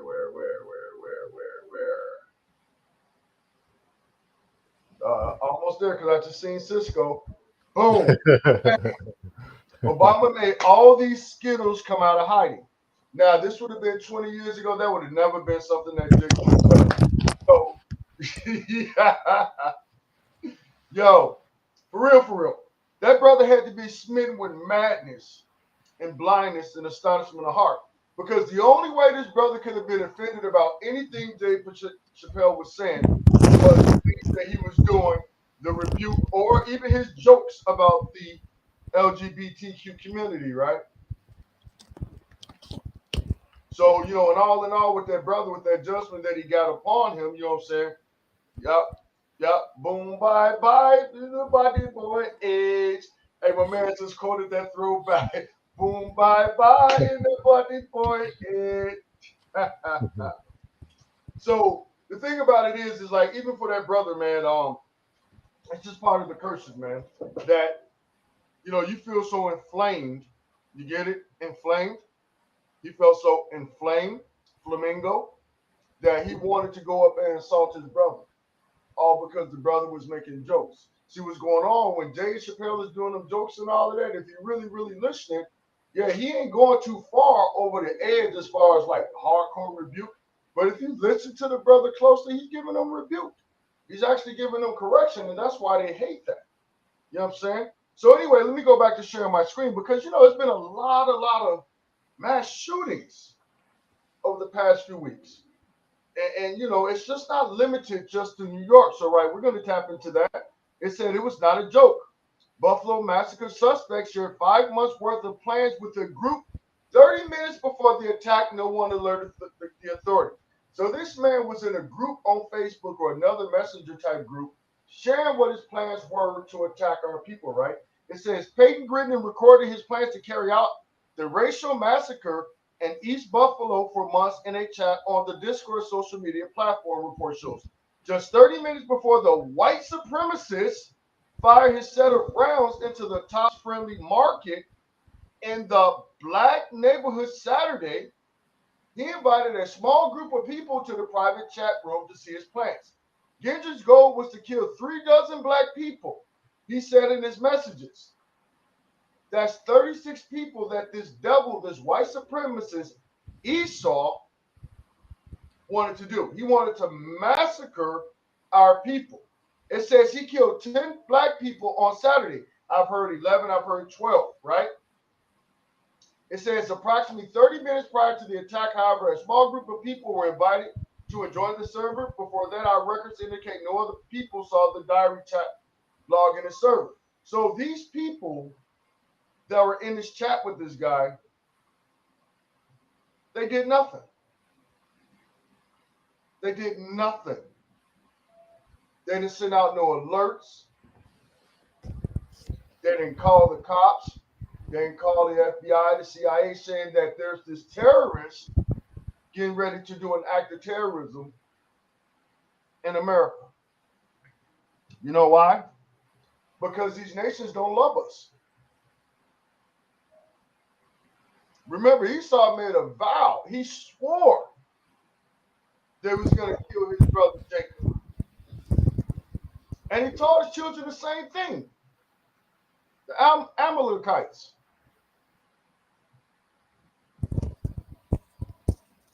The Dukes. These are the children of the Dukes of Hazzard. For all of my old schoolers up in here, I'm sorry to give my age away, but there used to be a TV show called The Dukes of Hazzard. I've talked about it before. With Luke Snyder and Richard Petty.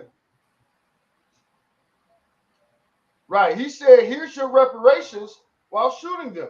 I believe that there was an image on a gun that he had, or one of his images, and I don't know if I have it. I'm trying to see if I have it. You know what I'm saying? But I'm going to go back to my screen share real quick. Because I want y'all to take a look at the devil. I want y'all to see the devil for who he is.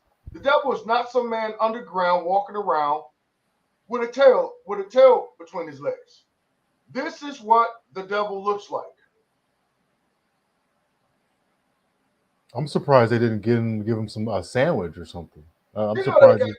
know they stopped at McDonald's and got that man a Happy Meal. Good job, son. Good job. Good job. I know they did. It's interesting, right? It says the second batches of messages was posted on Thursday. MediaFire has removed the document and disabled the account. The platform chief executive said the records would be kept for law enforcement. This is where I'm going to end it. Thanks for the fun, the last message said. The record on Discord go back as far as November. So wait a minute. We're talking 7 months ago that people are aware that this man was plotting this, right? He says they showed that Gendron vowed in December to kill replacers. Wait a minute. To kill the replacers? Nah, he saw y'all been the replacers. Y'all are sitting in our seats. Y'all replace us. But what he's saying spiritually is that America is going to shit. And that the white man is becoming the minority. Which he should be, because he is the minority in the earth. He's a vagabond. He has no original home, right? It says he selected the top store in Buffalo by February after considering attacking sites in Rochester. He also planned on targeting 2 other spots in Buffalo. According to report, the assailant estimated how many black people he could kill between each location and worked out the distance and how much time he would need for each shooting. The messages also revealed that the assailant considered carrying on the rampage at a black school or a black church, but changed his mind. Who's in the church? Our women, our children, and our elders, our older women, or a black school. He says, I would consider breaking into a Buffalo elementary school. You see this, man? They're not just targeting us adults and the brothers on the corner, but our children who don't even fully have a grasp of what is good and evil. But those places are locked up tight. Plus, I get strange feelings when thinking about massacring children.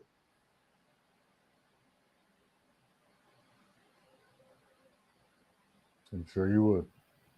It's just sad. Let's see what else we got over here. The Buffalo NAACP president on mass shootings, African Americans are under attack. The Reverend Blue, the president of Buffalo chapter of NCAA, reacts to the mass shooting at a supermarket in New York over the weekend. My video is not going to play. I'm just going through a few of these, and then we'll get right here.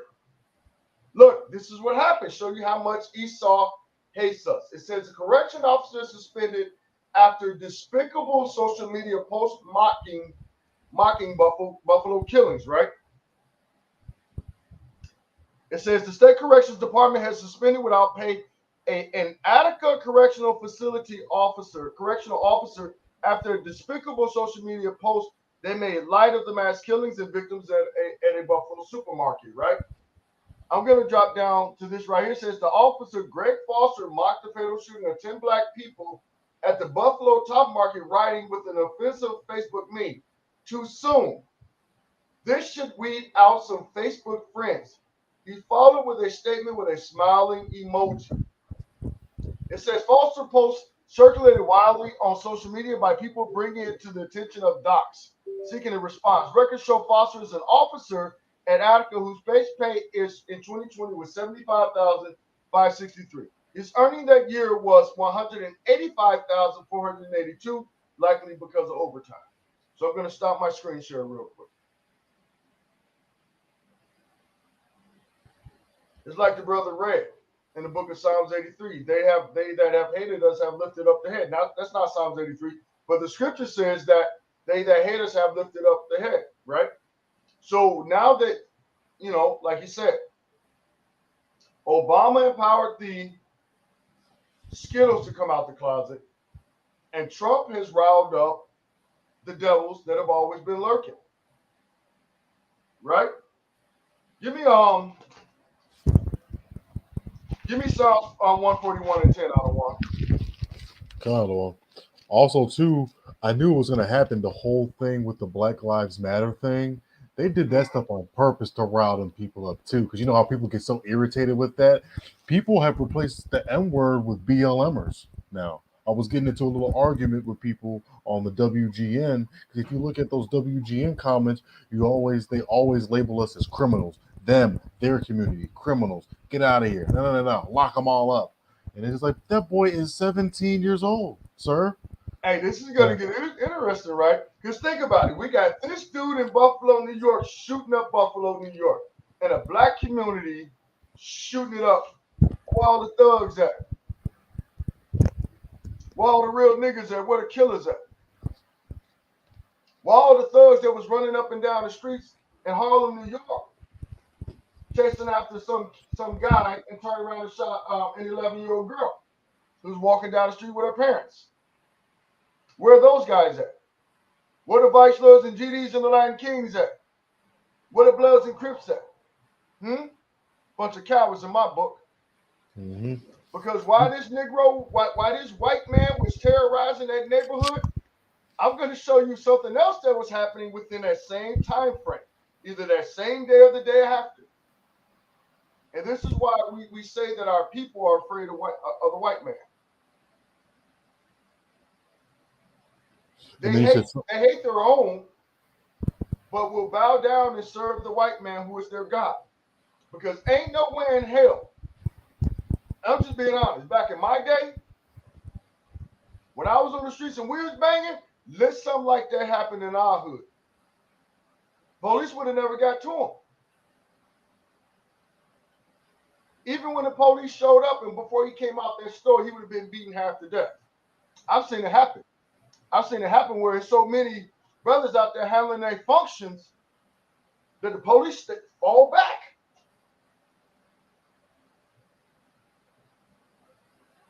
So what do we call this? What do we call this? Give me Psalms 141 and 10 out of 1. I'm gonna put it online real quick. Okay. Because these are sad times, man. You know, and you know, it's high time to wake up out of sleep, man. Because we're at war. You know, that Will Smith and Chris Rock thing, distraction.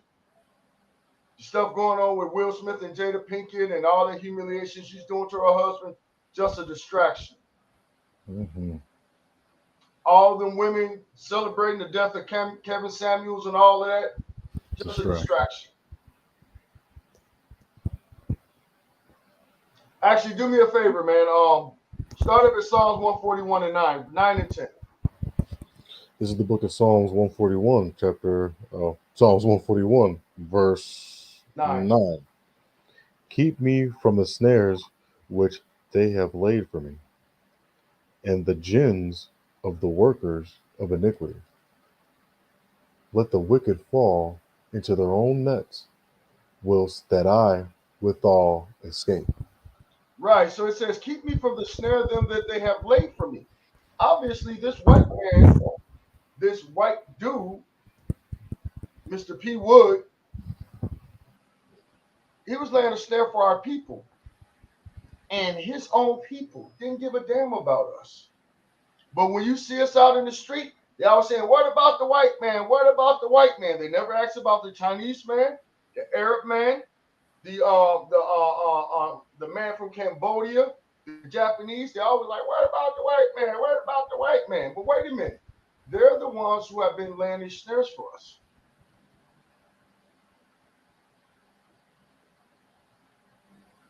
What we just see right here in Buffalo, New York. And when we're reading about the correctional officer, as it reads in verse 9, and the grins of the workers of iniquity. That's why that proud bastard was saying what he was saying. But this is what we were talking about earlier about keeping the law, statutes, and commandments, that certain things don't come upon you, right? But we also know that the righteous die as well, that no man take it to heart, why that righteous man die. But we know death is for the wicked, but even then the Most High don't want the wicked to die, right? But it says, let the wicked fall into their own nets, while is that I withal escape. How do we escape this? By staying righteous, by staying faithful, staying in our own lane, not walking amongst the wicked and doing as they do, but showing ourselves to be men. Like the scripture says, gird up your loins and be a man. The scriptures also tell our women to gird up their loins, right? Let me see what the chats are saying. Right? Yep, you're right, sister. They are targeting, our people are targeting each other instead of looking out for each other. You know, like the scriptures say, we're a nation not desired. So when you get these people coming from their white communities, let's think about it. When you go in a white community, all the blinds open up. If they ain't never seen you before, or even if they have seen you, they're still going to look up out their blinds. They're going to open up their doors like, what this nigger doing here? What you doing, boy? What you know over here? Get out of here, nigger. But in our neighborhood, just like we seen when they were rioting in the streets, Antifa and all of that, who was marching in our neighborhoods? Jake. That's why the Most High said 2/3 of our people are going to be put to death. And in that day, he said, who's ever being caught? You know, it says every man is going to return to his own people. And he who was found without shall be thrust through with the sword. But you can't tell our people this. They want to sing Kumbaya. Another white man.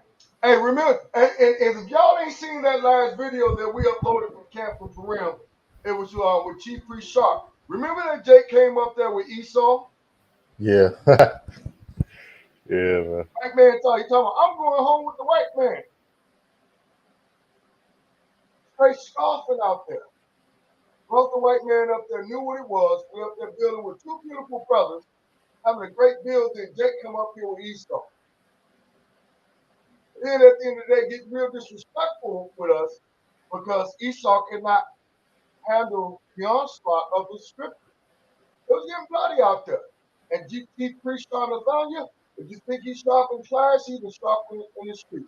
He'll tell you he's not a classroom teacher, but in the street, that's his domain. And man, he dissected him so bad that brother, he started spirits manifest on him. They hate you. And you can tell the brother, yep, you're right, sister. Because I was telling him, he said, I'm going home with the white man. Like, why you going home with the white man? There ain't nobody else gonna help me. Ain't no black people gonna help me. You're like, brother, if you gotta go home with the white man, you had to burn up all your bridges with your own family. And I told him, you better be careful when you go to sleep. Like, put something up in you. You better be careful. And that brother just scoffed, and scoffed, and scoffed, and scoffed.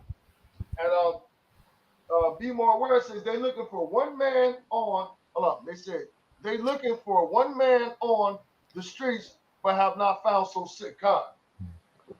Sister Trees Carson said, I don't understand why nobody didn't have a gun. Only the security guy had a gun, but nobody else in the store didn't have a gun. So you're telling me in the black community in Buffalo, New York, that there was no Jakes in that store with them guns? I think them niggas might have been hiding behind the missing baby formula. Yeah, hey, here we go. And I don't mean that with no disrespect. I mean that with the utmost respect, because there's no way that should have happened if you were not letting your gays language in your community, as the brother brought out in Jeremiah 14:2. Let me see. Let me go ahead and get this other one real quick, because I want to show you something. Actually, I'm gonna have to send something to you, Barack. I already sent something to you in Messenger, and then here's another one, right? Let me see. I don't want that. It says, look at this. It says mass shooting totals in 2022.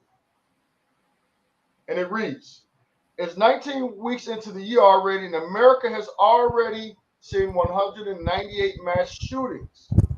10 people killed and another additional 3 injured makes this weekend's racially motivated attack at a Buffalo, New York supermarket the deadliest mass shooting of the year in the United States. It is also the 198th mass shooting in 2022. With just over 19 weeks into the year, this averages out to 10 such attacks a week. So they're saying that they are averaging about 10 mass shootings per week. And it has a full listing of the mass shootings in 2022. Let's see what that looks like. Let's take a look. You got, who was that? Kiss Me, Florida, May 20th. Chicago, Illinois. Oh, we're going to get into this one because this is where I'm going next, right? You got Philly, Palo Alto, Laguna Hills, both in California, Winston-Salem, Elizabeth City, North Carolina, Houston and Amarillo, Texas, Buffalo, New York. Milwaukee just had one just a week ago. Yeah, the outside the game, right? Mm-hmm. Then we had another one on the south side of Chicago. Then East St. Louis, Indy, Patterson, New Jersey, Bmore. Look at this. Damn, Chicago is in the lead. What is this, like the 4th time we've seen Chicago? Yeah. Bmore twice. I know I would have seen Philly at least a couple of times. Yeah, Philly getting pretty bad, though. I've been hearing a lot about Philly, man. That's terrible. And that's not even the full list, right? So since it brought up that thing in Chicago, let's go see what took place here. It says Chicago top cop on defensive again over new gun violence after mass shooting at near North trouble spot. Okay, shootings have been spiking downtown for most of the year. Let me stop here. Let me explain something to you about Chicago, right? Yup, Khan, I the one hide behind some bacon. And Shalawam Manatazak Mayam. And so here's the thing.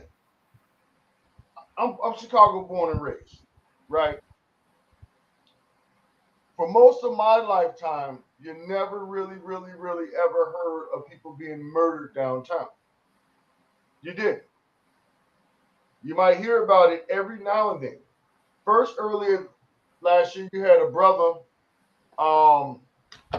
who supposedly killed a police captain or chief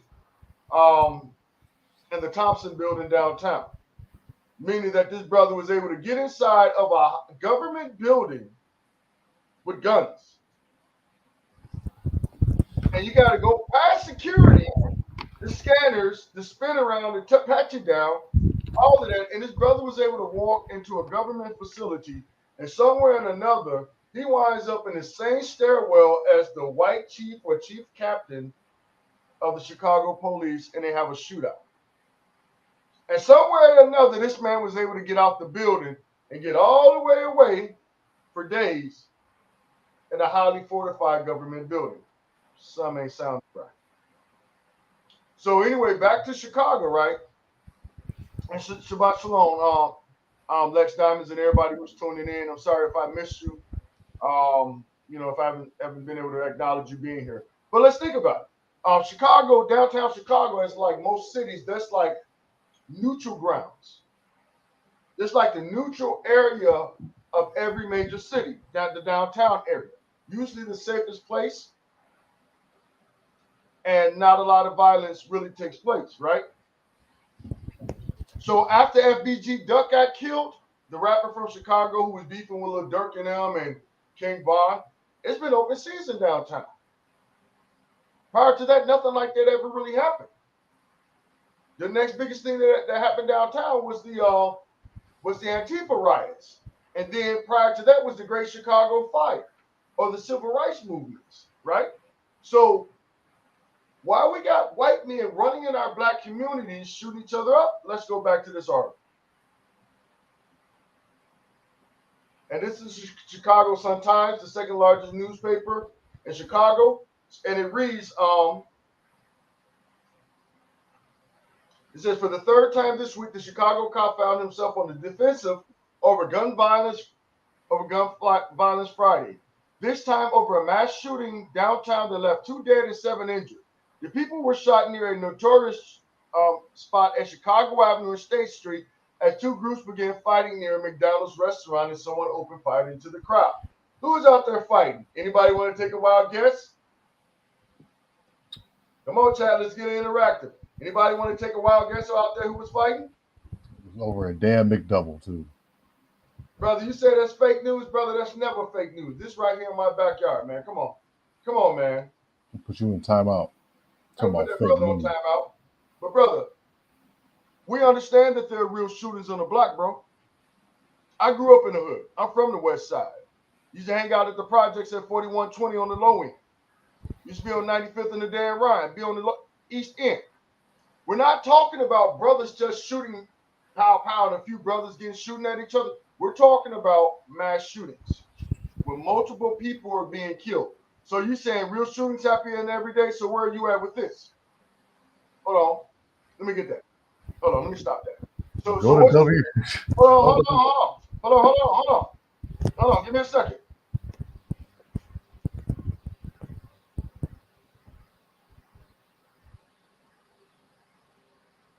So you're speaking on the hood, right?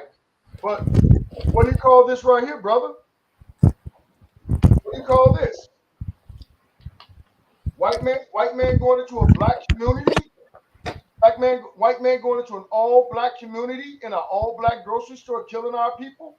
So the purpose of me showing what I showed was that, hey, we allow people to come do this in our community and shoot up our people. But then you got idiots like these people, our people, fighting and arguing when all it takes is a little love, a little compassion, a slow down of the emotions and checking each other's emotions and dealing like men. But no, what do? You start shooting at each other over an argument at a freaking McDonald's. And you got people dying.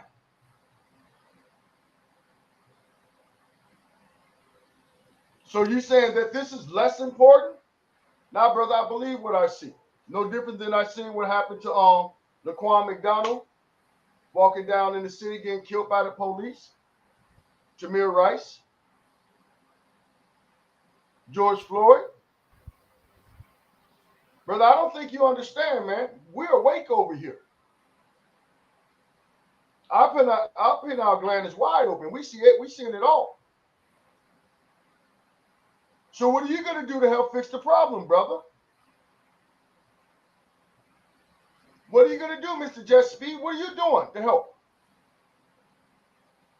Are you hitting the highways and the byways to go out here to tell your people to repent?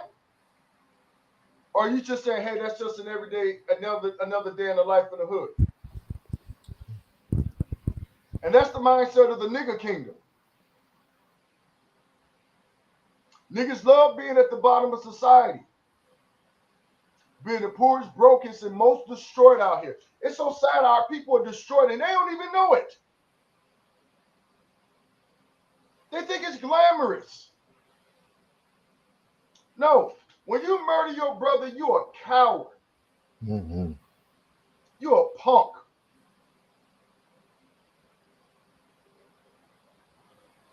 People out here being murdered for no reasons,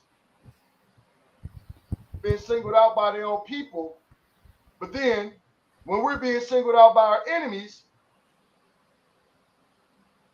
that's targeting us, not targeting those people. You ever seen a white man pop up on a black? Let me tell you something. You know what make black men run faster than a gun? Seeing a white man in a police car showing up on the block.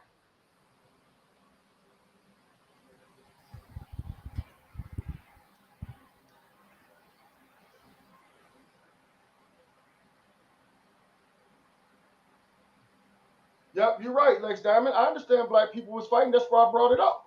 I'm making an analogy between what took place in Buffalo, New York, with a white man walking up in there, no different than that white boy. What was that white boy name that went into that church out in North Carolina? What was that white boy name?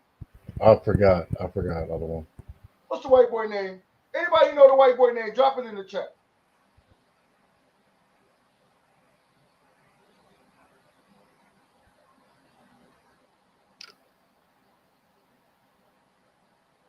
I'm just saying, if we don't unite and stand up for our people, see, what people understand is that I love them young brothers out there. I used to be one of them. I get it. I understand. But what y'all fail to understand is that it's going to be a time where we're going to have to stand up as a nation. Now, how are we going to go to war if we're killing all our soldiers? Who goes to war? Mr. Jet Speed? Who goes to war? And when it's time for war, who goes to war? Is it the men or the women? We're murdering our own ranks. We're killing our own children. You know what I mean? Give me 1 second. Out of one, come. You know what I'm saying? Let me see what else the chat is saying. She says, I saw a brother going into his job, and a young brother murdered him for no reason. She says, my godson was shot in the head on the bus. 20 years of age, first bullets missed. He shot the second time and hit him in the head by a brother over an argument 2 weeks ago. Are you serious? Dylan Roof, that's right. There's no balance in our community. It's too much hatred. Would you say that's fine? No, I'm not knocking on your topics. I don't believe everything I see on the news. Just my opinion proceed. Ain't no problem, brother. Just be. You've been here before, man. We've seen you before, brother. It's nothing but love. But the reality of it is, bro, I don't watch TV. I don't watch the news, brother. I got boots to the ground. Did you not hear me say I'll be on the west side, the south side, the north side, Skokie, Evanston, the east side, 95th, low end? I moved to our city, brother. I see it. You ain't gotta watch the news. You damn right, Baka War. I hate this damn fucking place too. And excuse my broken Hebrew. And I hate this place because our people are so brainwashed. They say we shouldn't believe what we see. Nah, bro, if you don't believe what you see with your own eyes, especially in the flesh, then guess what? They done rocked you to sleep, homie. You're part of the zombie nation. And I'm not talking about that brother Just Speed per se, not him per se. I'm just saying with all due respect. If you still up under that hood nigga mentality, that nigga kingdom mentality, then you just a zombie, man. You plugged into the matrix. We trying to give you that medicine, and we know we all been children When you got sick and you had to take that medicine, medicine don't always taste good going down. But guess what? If it's the right medicine, it does the body good. What you hear right now is called strong rebuke, harsh rebuke. It's called correction. And it's out of love. I mean, I can speak. I mean, I can really go in. I just had a cousin murdered 2 weeks ago. You know what I mean? All right, so with jet ski, right? So I don't know mind. what you. Go ahead, King. I know what jet ski you're talking about, but you gotta understand there's a fine line between it. Now, yes, Democrats, they like to push the mass shootings and try to ban guns. I've heard talk about them wanting to reduce the high capacity magazines. Mm-hmm. So in the midst of all this, they were saying on the news he was using high capacity magazines. So Right. yes, they use these mass shootings and stuff, and they weaponize it to try to get the laws to get you from 30 round clips to 20 round clips to 10 to 4. They're going to try to do all that type of stuff too. But you got to understand this isn't some weird Sandy Hook stuff, you know. And Right. everything in Chicago, I mean, bro, you got to go on WGN, like I was just showing you. Go to WGN and see all the craziness. Right. You're Right. gonna see people shooting at each other on the highway. You're gonna see Man, crazy stuff. yeah, no highway shooters in Chicago. Them ain't fake. Them real.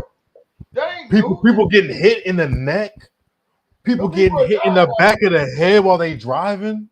God, It's let me get this crazy. scripture real quick. And thank you, Mother Matthias. This is on 2 Corinthians 11 and 6. But though I be rude in speech, yet not in knowledge, but we have been thoroughly made manifest among you in all things. Have I committed an offense in abasing myself, that you might be exalted, because I have preached to you the gospel of the Most High freely. Brother, this is to exalt you, to exalt our people, to wake our people up out of a base position. Can't you tell that our people are cursed? All you got to do, where do you see on the news in Schaumburg, Illinois, that the white man just shot everybody up and shooting, they just killing each other out there? We're in Addison. We're in Evanston or Skokie, two of the richest suburbs in our state. Guess who's doing all the killing up there? The blacks and Latinos, even in the richest suburbs. Gang banging. You right, Sister Wonder Woman. Watch and pray. And like the Sister B. Moore says, she sees outside. She sees herself. You don't need the propaganda of the news to be able to see what's going on around you, you know. And if you can't see, it's because the Most High said that I was going to give them eyes that they cannot see and ears that they can't hear. Meaning that you're going to see things and not understand. You're going to hear things and lack comprehension of what's being said to you. It's not that we're tearing down our people. We're tearing down these strongholds and these vain imaginations, right? So anyway, give me Proverbs 6 and 18, bro. Proverbs 6 and 18. Let me share my screen. Let me grab some scriptures real quick. Proverbs 6 and 18, bro. God.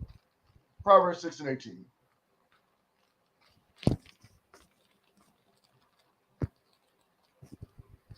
And that brother Just Speed, man, this ain't the first time that brother's been on here. He don't always do that, man. So it's not personal with that brother. I'm just in my bag right now. All right.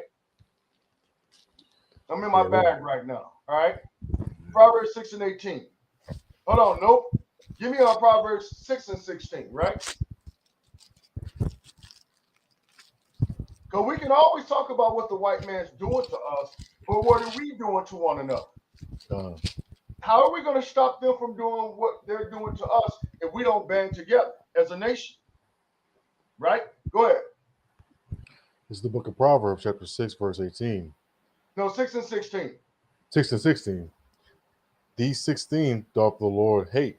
Yea, 7 are an abomination unto him. Mm-hmm. A proud look, a lying tongue, and hands that shed innocent blood. Hands that what? Shed innocent blood. That's what we're talking around here. We're talking about the white man shedding the innocent blood of our people. or some type of KKK planned out, premeditated plan from November, executed 7 months later. And then our brothers and sisters who murder one another without a second thought. It's like Genesis says, what hast thou done? Thy brother's blood cried to me from the ground. That's what God asked Cain. We got too many Cains in our neighborhood killing the Abels. Right? Go ahead. Come. Verse 19. Verse 18. And heart that deviseth wicked imaginations, feet that be swift in running to mischief, Uh-huh. a false witness that speaketh lies, Mm-hmm. and he that soweth discord among brethren. So, are you telling me that we can't understand this? So you telling me that two dudes, a group of people at a McDonald's could not work out their problem, that somebody was discord amongst the brethren? What was it? What was it because one group was Vice Lords and GDs? Was it because another group was BDs and GDs? What was it? Are we not all brothers in the same struggle? Don't we still come from the same place? Did not our forefathers get off that ship together? You know what I'm saying? You want me to read? Okay, the sister said grab verse 20. Okay, come. Grab verse 20, I don't want.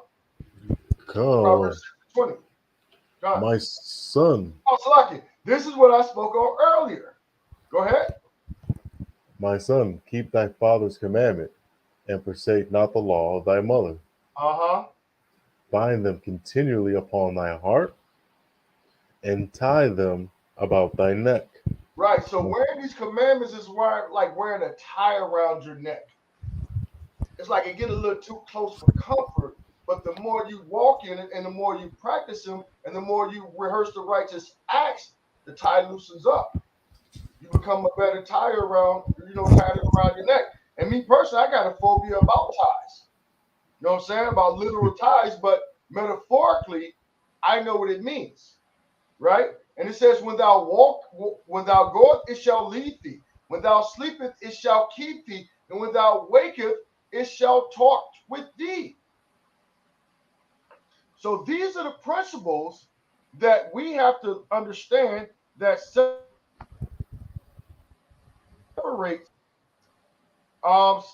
Be more aware. I said earlier in the beginning, I didn't know if you was a sister or a brother. I wasn't sure. I only see the face covering, so I mean no disrespect to you. Adawan or Aquath. I'm not sure. I mean, if you want to identify yourself, hey, I ain't got no problem. Meant no harm. So again, this is doing a comparing contrast, right? We can see over I said we read Deuteronomy 28 and 28 about being smitten with blindness and madness, right? Give me 2 Thessalonians 1 and 6, right? Because either our people are going to get with it, or when this day comes, they're going to suffer like the other nations with these judgments. So we're going to 1 Thessalonians, I believe, 1 and 6. And let me make sure I got my screen share on. And it's like, why do you want to suffer with them? We're going through so much right now, like just for you to, suffer all those things right with them too. Man, that's a double whammy, ain't it? He said, Second Thessalonians. Hold on, give me 1 second. Yep, 2 Thessalonians.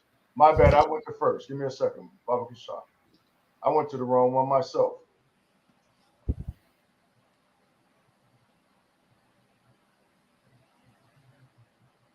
Oh, is it 4 and 16? No, it's 2 Thessalonians 1 and 6. Oh, okay. And read down to 8. Let me get the Bible. Oh, okay, second. Oh, okay. I'm 6 through 9 out of 1. 2 Thessalonians 1, 6 through 9. 1, 6 through 9. 1, 6 through 9. Mm-hmm. I got it. This is the book of 2 Thessalonians, chapter 1, verse 6. Seeing it is a righteous thing with the Most High to recompense tribulation to them that trouble you, Mm-hmm. and to you who are troubled, rests with us. When the Hamashiach Yahushai shall be revealed from heaven with his mighty angels, in flaming fire, taking vengeance on them that know not the Most High, and that obey not the gospel of our Lord Hamashiach Yahushua, Verse 9. who shall be punished with everlasting destruction from the presence of the Most High, and from the glory of his power. God. So it is a righteous thing for the Most High to recompense tribulation to them that trouble you. We're trying to get to a point that, let me see, he says, I hear for the scripture. No, King, I've already told you before, brother. There's nothing between you and I, brother. You've done nothing wrong. You haven't committed a sin, so I'm not coming at you. You just have probably never really caught me in one of my bags in one of my zones. You know what I'm saying? So I don't want you to think that there's anything, going on between you and I, brother. I love you. You're my fellow Israelite brother. I appreciate you being here with us this Friday. You could have been on any other channel but here with us. So I just want to say it again. There's no hard feelings. There's no animosity. And what you said was just the spirit, because I was going in that zone anyway. So no matter what you said or not, the things that came out of my mouth were going to come out anyway, because people in this chat will bear witness that they've been a part of my classes when I've done the destruction of the black family, and all different lessons that we've done. So don't mind my zeal and my passion and thinking that there's something's going on with you, brother. It's not like that, right? So again, the Bible says that it's a righteous thing for God to recompense tribulation to them that trouble you. Well, guess what? We got a tribulation coming to us. It's called Jacob's trouble. And if you're not paying attention to all of these UFO sightings, all of these thousands and thousands of videos that are populating all over the earth about the chariots, which we know are identified flying objects, which the rest of the world call unidentified flying objects, we know they're the chariots of God, according to the scriptures, the spinning wheels, or the whirlwind, So it's nothing like that. So how's God going to bring that recompense to those that trouble us if we're troubling ourselves? For that, let me see. Did I send that video to you? You can send it in the private chat, and then that way I can just copy and paste it. No. Okay, Con. I can do it in the private chat. Con. Let me do it real quick, because I want y'all to see something. Actually, I don't want to send you this one. Give me a second. Okay, got it. Here's one video. That's one video. But hold on a second, because I need something else. I'll get it ready.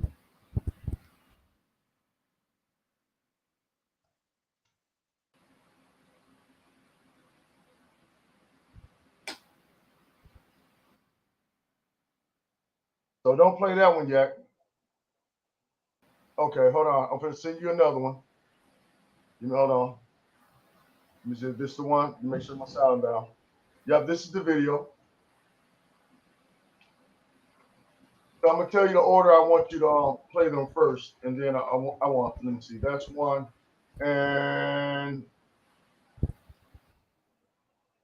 is it? That's not it. That's not it. Where's the one? Where's the one? Where's the one?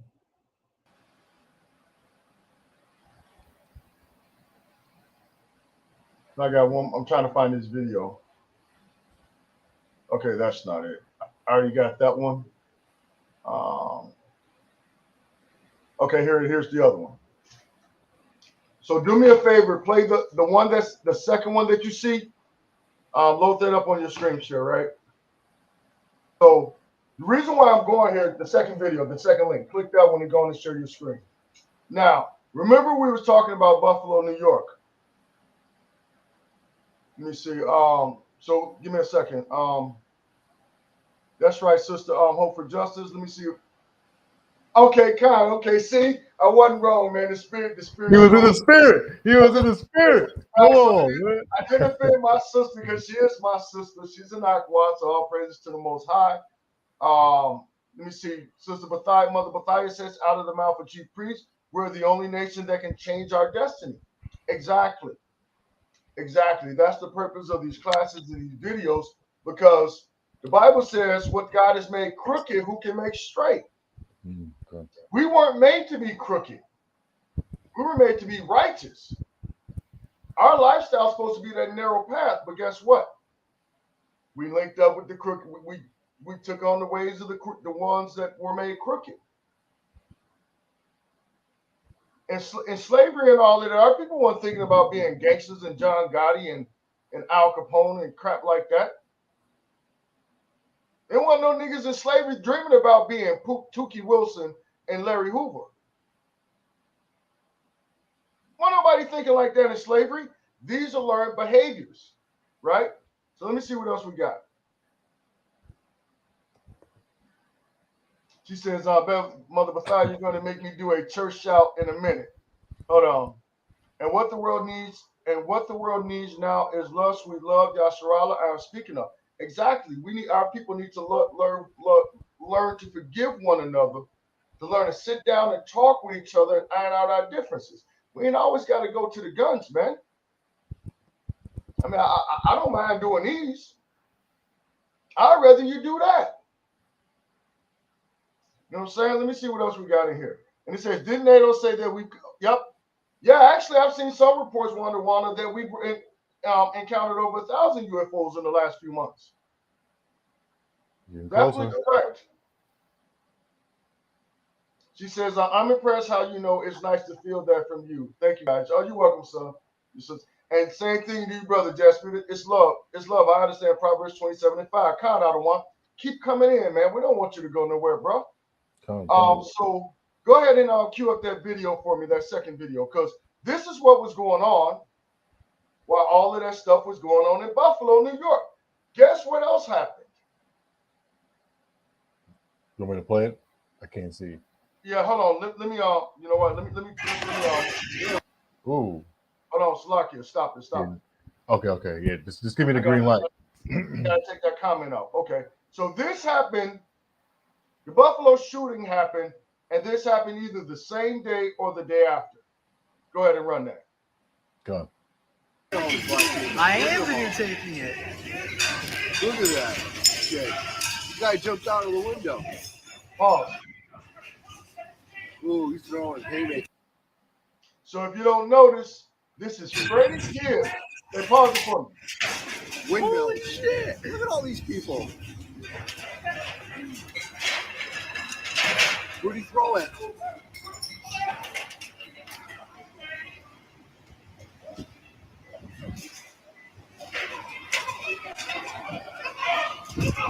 All right, stop the video. That's enough. You can stop it. So guess what? What do you got there? That's the rapper Benny the Butcher being jumped on by another rapper named Freddie Gibbs with 50 of his goons, right? How does that happen a few days later after a white man came and killed 10 of your people? I can't wrap my mind around that. All them dudes, gangsters, they from the hood, blah, blah, blah. You telling me that you brothers couldn't set y'all differences from the side and put money on that dude's head while he in the jail? Put an SOS on him, smash on sight? No, what you did was you put a smash on sight on your own brother. I see you, sister. You put a smash on sight on your own brother, but you'll let Esau go into a black grocery store and shoot up all the people in Buffalo, New York. They jumped them 50 deep in Buffalo, New York. And you let one white man kill all them people in Buffalo, New York. That's coonism, man. That's straight hatred of your own people, man. It's like the brother, like Baka War says, we need to forgive and have compassion on each other. Wake up to the real enemy. The brother just brought it out in Psalms 83. You guys are so distracted with everything else that's going on, being real niggas, and I ain't trying to be disrespectful for our women, so I'm gonna hold my tongue. Being the real children of the ghetto. Mm-hmm. The real children of the hood. Y'all allow hood politics to determine y'all lives. It's like the sister, the rapper Sales, who came up with the Section 8 song and the food stamp anthem.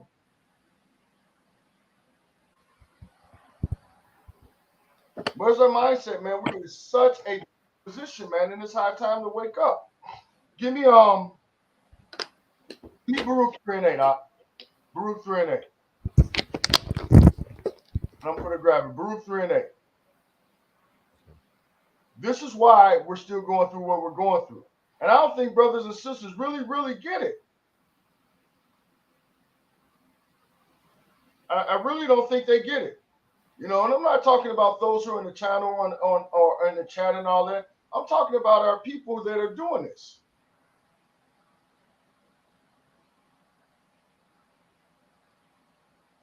This is the book Baruch of Baruch. 3 and 8. Baruch 3 and 8. Come. This is the book of Baruch, chapter 3, verse 8. Mm-hmm. Behold, we are yet this day in our captivity, for thou hast scattered us for a reproach and a curse, to be subject to payment, according to all the iniquities of our fathers which departed from the Lord our God. Read that again for me, King. Behold, we are yet this day in our captivity. Stop. Are we not still in our captivity, brother? It's not a trap, being stuck in a trap or in a hood, a captivity. Being stuck in the ghetto with a low base mindset. But remember, it ain't us who call ourselves savages. Y'all call yourselves savages. That's what the hood made our people, savages. Wild beasts that just want to devour one another. Why? Because when we came to this godforsaken country, where were we at? In bondage and in shackles. Chains around our neck. Did we forget? Did we forget? Did we forget? How soon we forget? And why? The Most High says never forget, but to remember. Come, that's right. How far are we away from these days? Huh? How far away are we? Huh?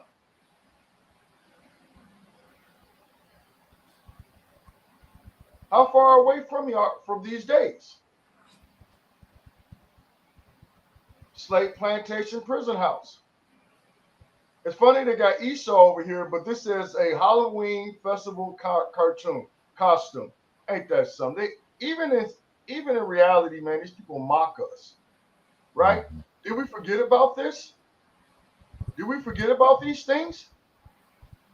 Did these things not happen to us? Huh? Remember they said they brought us from Africa to civilize us, right? Always on our hands and knees begging for their forgiveness to set us free. Huh? Is this not where we are? Is this not where we've been? It says we're subject for payments. Being sold on the auction block. Guess what? When you sentenced by a judge in America, you're on the auction block. Because once you get sentenced, you're just a dollar sign to the state. You become state property, master property, right?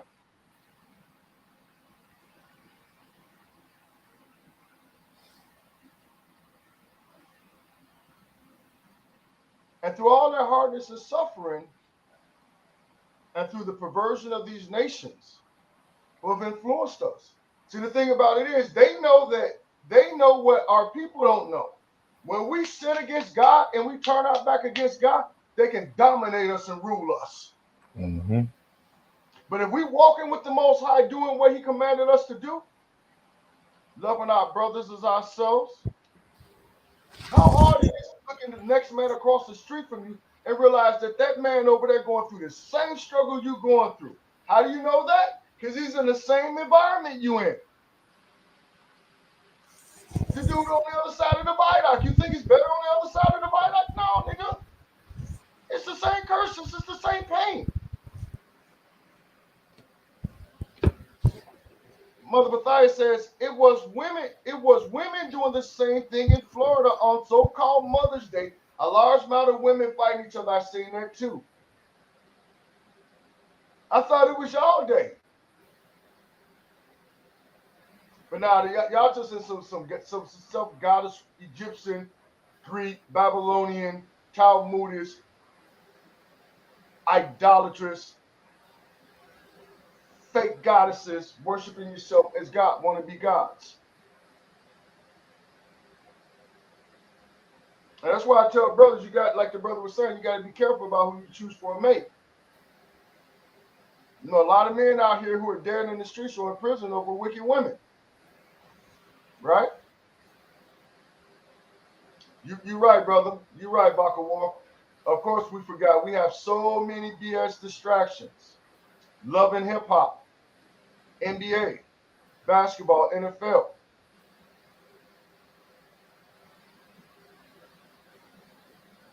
Right? Let me see. Give me Sirach 19 and 17, brother. Because this is how we're supposed to deal with our brothers and sisters, man. And this is where we need to get to, right?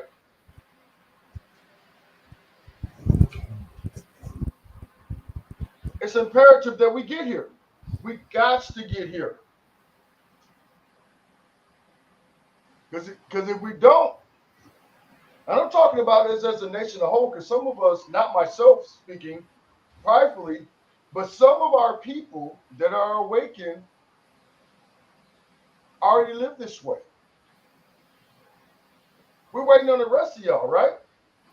But like the Most High said, they have ears that they can't hear and eyes that they won't see. Go ahead with Sirach 19 and 17. This is the book of Ecclesiasticus, otherwise known as the book of Sirach, chapter 19, verse 17. Admonish thy neighbor before thou threaten him. Read that again. Admonish thy neighbor before thou threaten him. Uh-huh. And not being angry, I'm not reading for that. Not being angry, go, what is that? Go to the place? It's a give place. Read it from the top. Okay. Read it from the top. Admonish thy neighbor before thou threaten him. And not being angry, give place to the law of the Most High. Verse 18. The fear of the Most High is the first step to be accepted of him, and wisdom obtaineth his love. Right. So this is what we're supposed to do, man. We can correct our brothers. We can disagree with our brothers. But we need to be able to communicate in a righteous way before we go into threatening our brothers.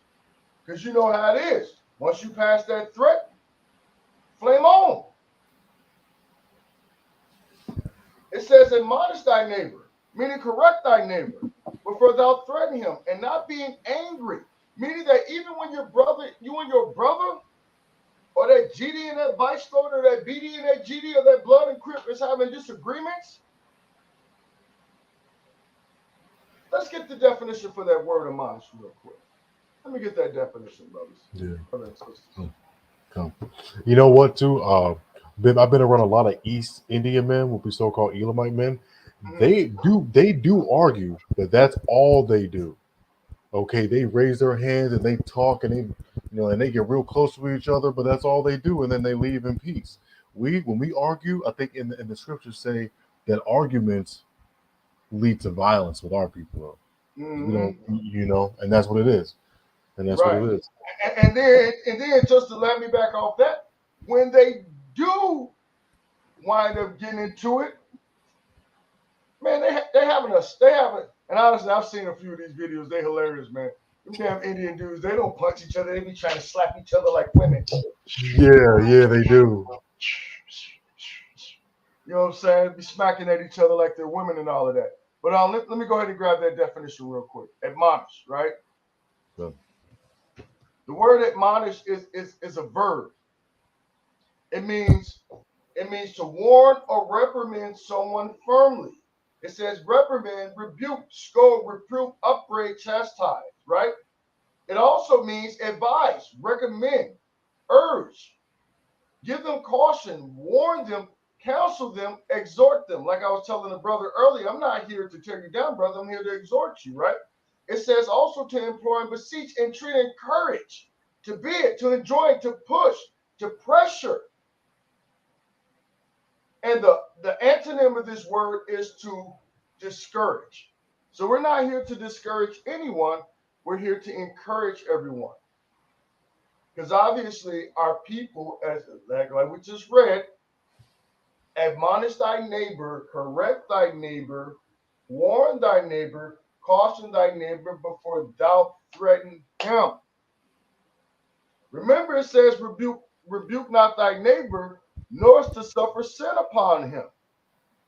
That's what comes out of these exchanges, right? So go ahead, do me a favor. Load up the first video. I'm gonna add you back to the screen. We're not gonna keep y'all much longer. Check this out. Hold on. Let me get that thing off there. Okay. Go ahead. Short video. Check this out. Hey, click that button. No, they watched the whole thing. They watched the whole thing. Man, sobbing. This right now, he also man. Ain't no way to ride that. Or so.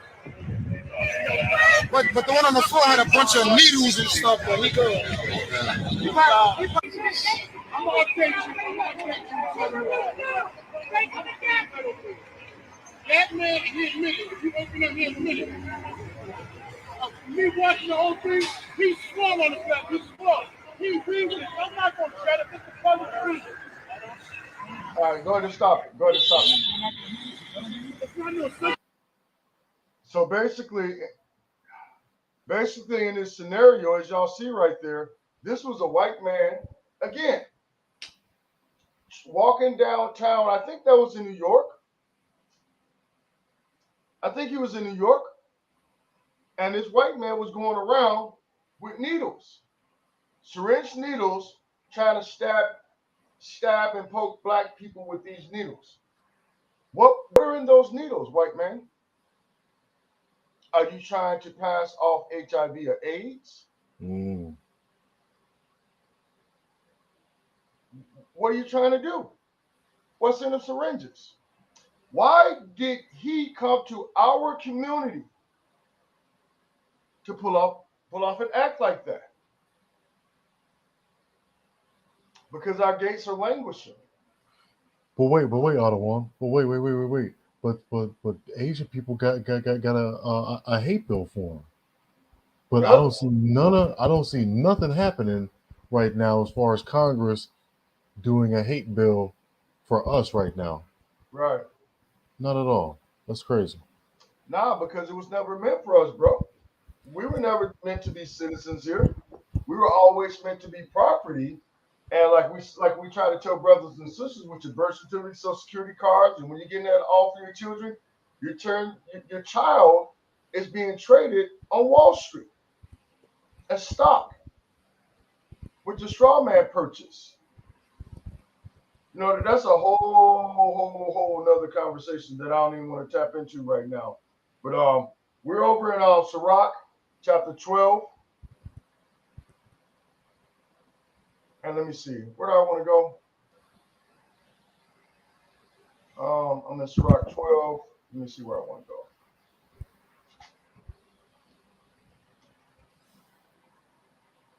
Oh, I'm in the wrong one. It's Ecclesiastes 12 and 14. Slakia. It's Ecclesiastes. Let me just make sure.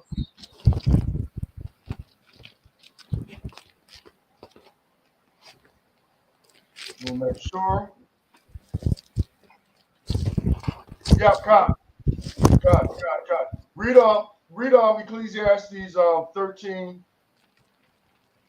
Ecclesiastes 12, 13 through 14. Okay.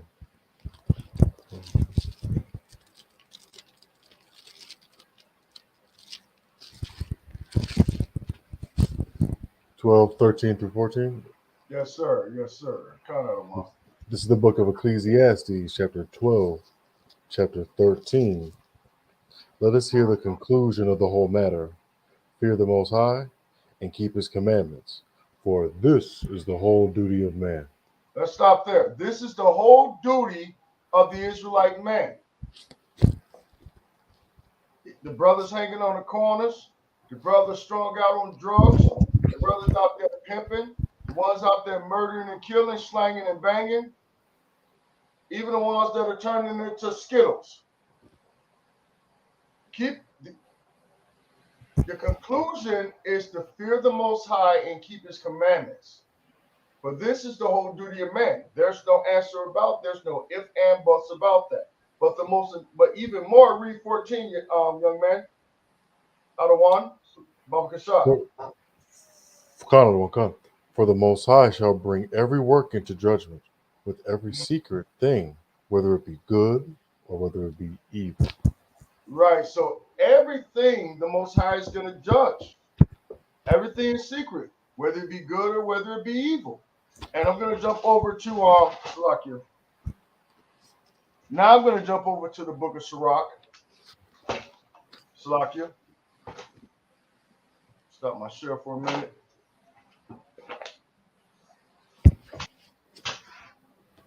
We're going to go to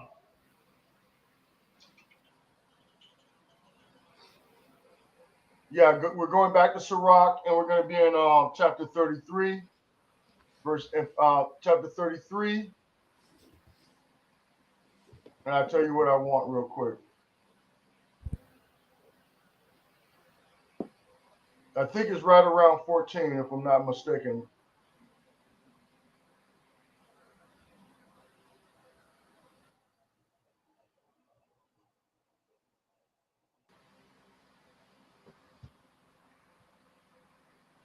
You know what? Go ahead and start at 33 and 10 in Sirach. 33 and 10. Okay. Just give me 1 second. Oh, okay, I got you. I'll just read it from there. Yes, Sirach 33 and 10. Come. This is the book of Sirach, chapter 33, verse 10. All men are from the ground, and Adam was created of earth.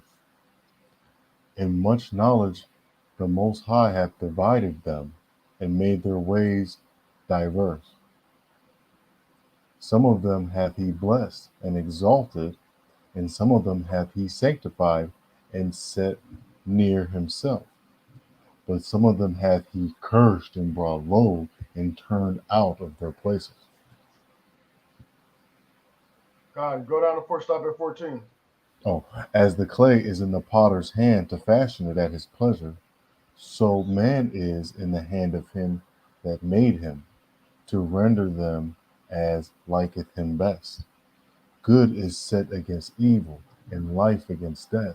So is the godly against the sinner, and the sinner against the godly. Right.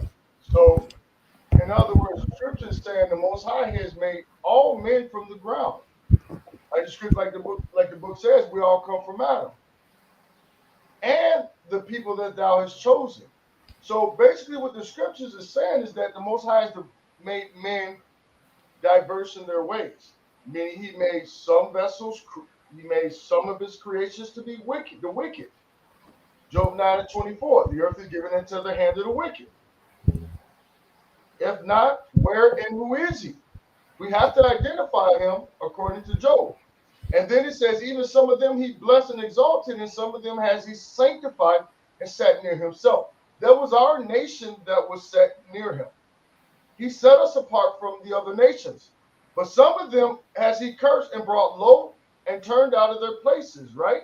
And verse 14, it says, good is set against evil and life against death.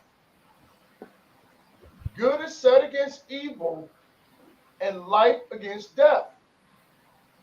What do we see in our communities? What do we see going on in this earth? We see what's going over in Russia and Ukraine. We see what's happening over in our communities. You got the Middle East still up in flames. I think, who was it? Iraq or Iran, or some of them just said that they got nuclear weapons or whatever. You got all these nations that are coming together for the new world order, trying to join NATO. Good is set against evil and life against death. So it's the godly against the sinner and the sinner against the godly. So what's your portion?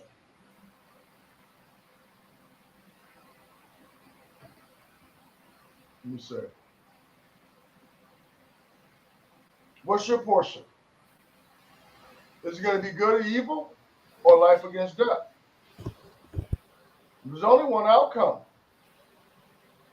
As they used to say back in the day with the Converse weapons, with the George Magic and Isaiahs and the Larry Birds, choose your weapon. Good or evil. Life against death. You know what I'm saying? And thank you, Manatazak. Thank you, Tawada. I wish some brothers can wake up to that, which are being traded on Wall Street. Exactly. God. Nobody asks you why, although exactly. All right. So salam to the brother Bakawar. And pretty much just one last scripture. And we're gonna probably vibe with the chat for a minute and then go ahead and shut it down in like 10 minutes after that. We're going to go to Isaiah 28 and 15, and I'll bring it out. And I'll close out with this, Isaiah 28 and 15.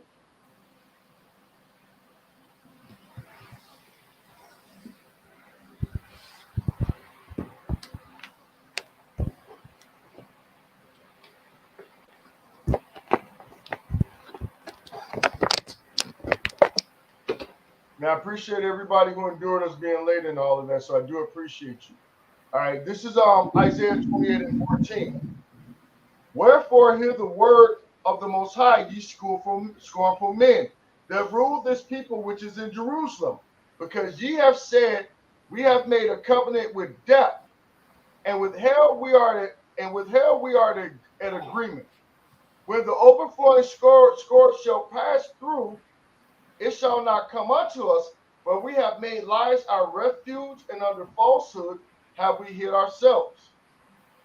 So basically, the reason why we're doing this is because we had an opportunity to remain in the covenant of life, and we signed up for the covenant of death.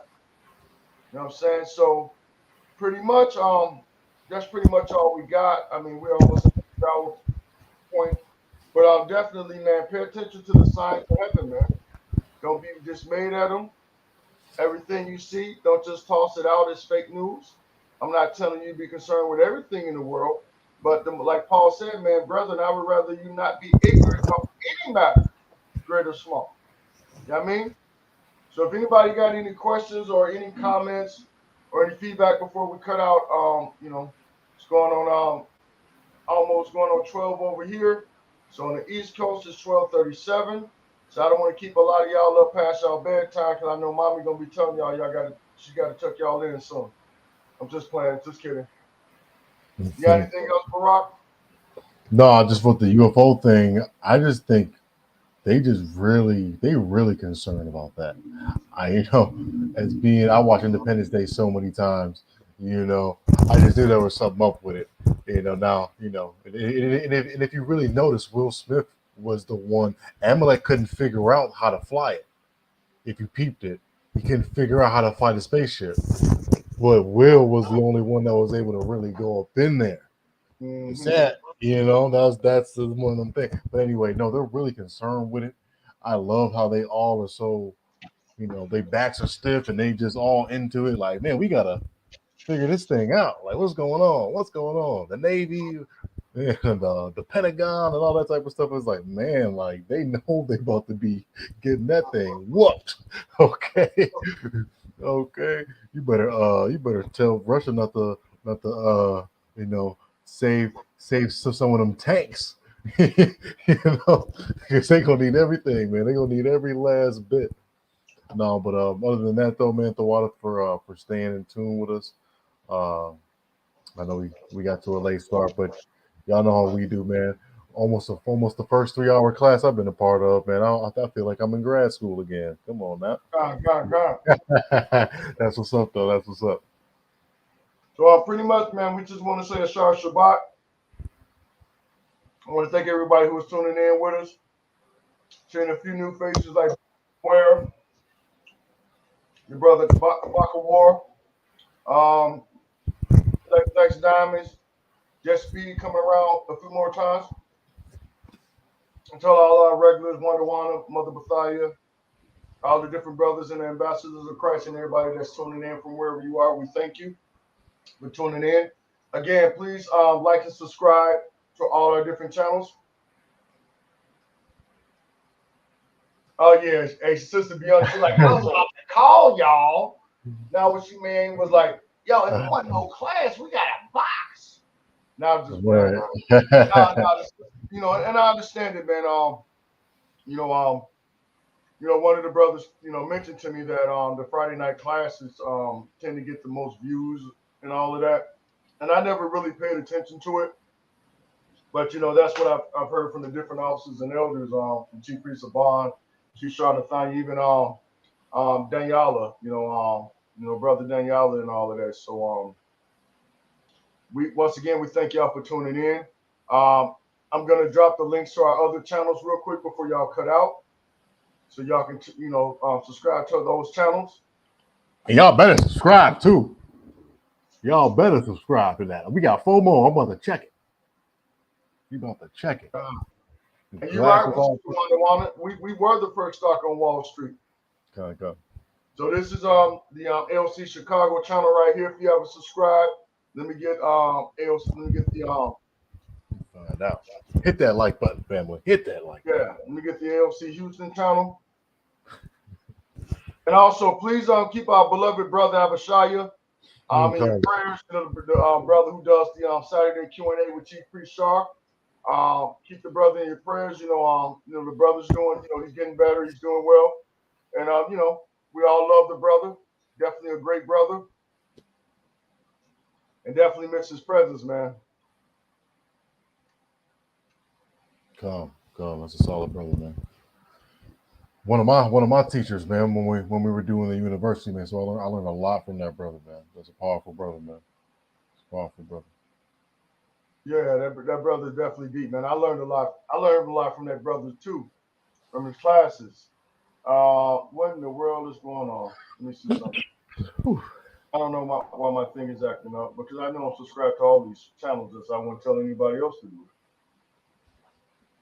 it. In a second. Let me see. Saturday Alpha Omega Clan Houston.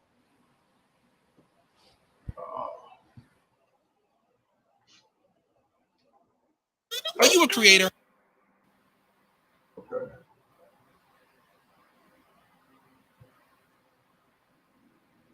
Where is this channel? Are they really flagging our channels?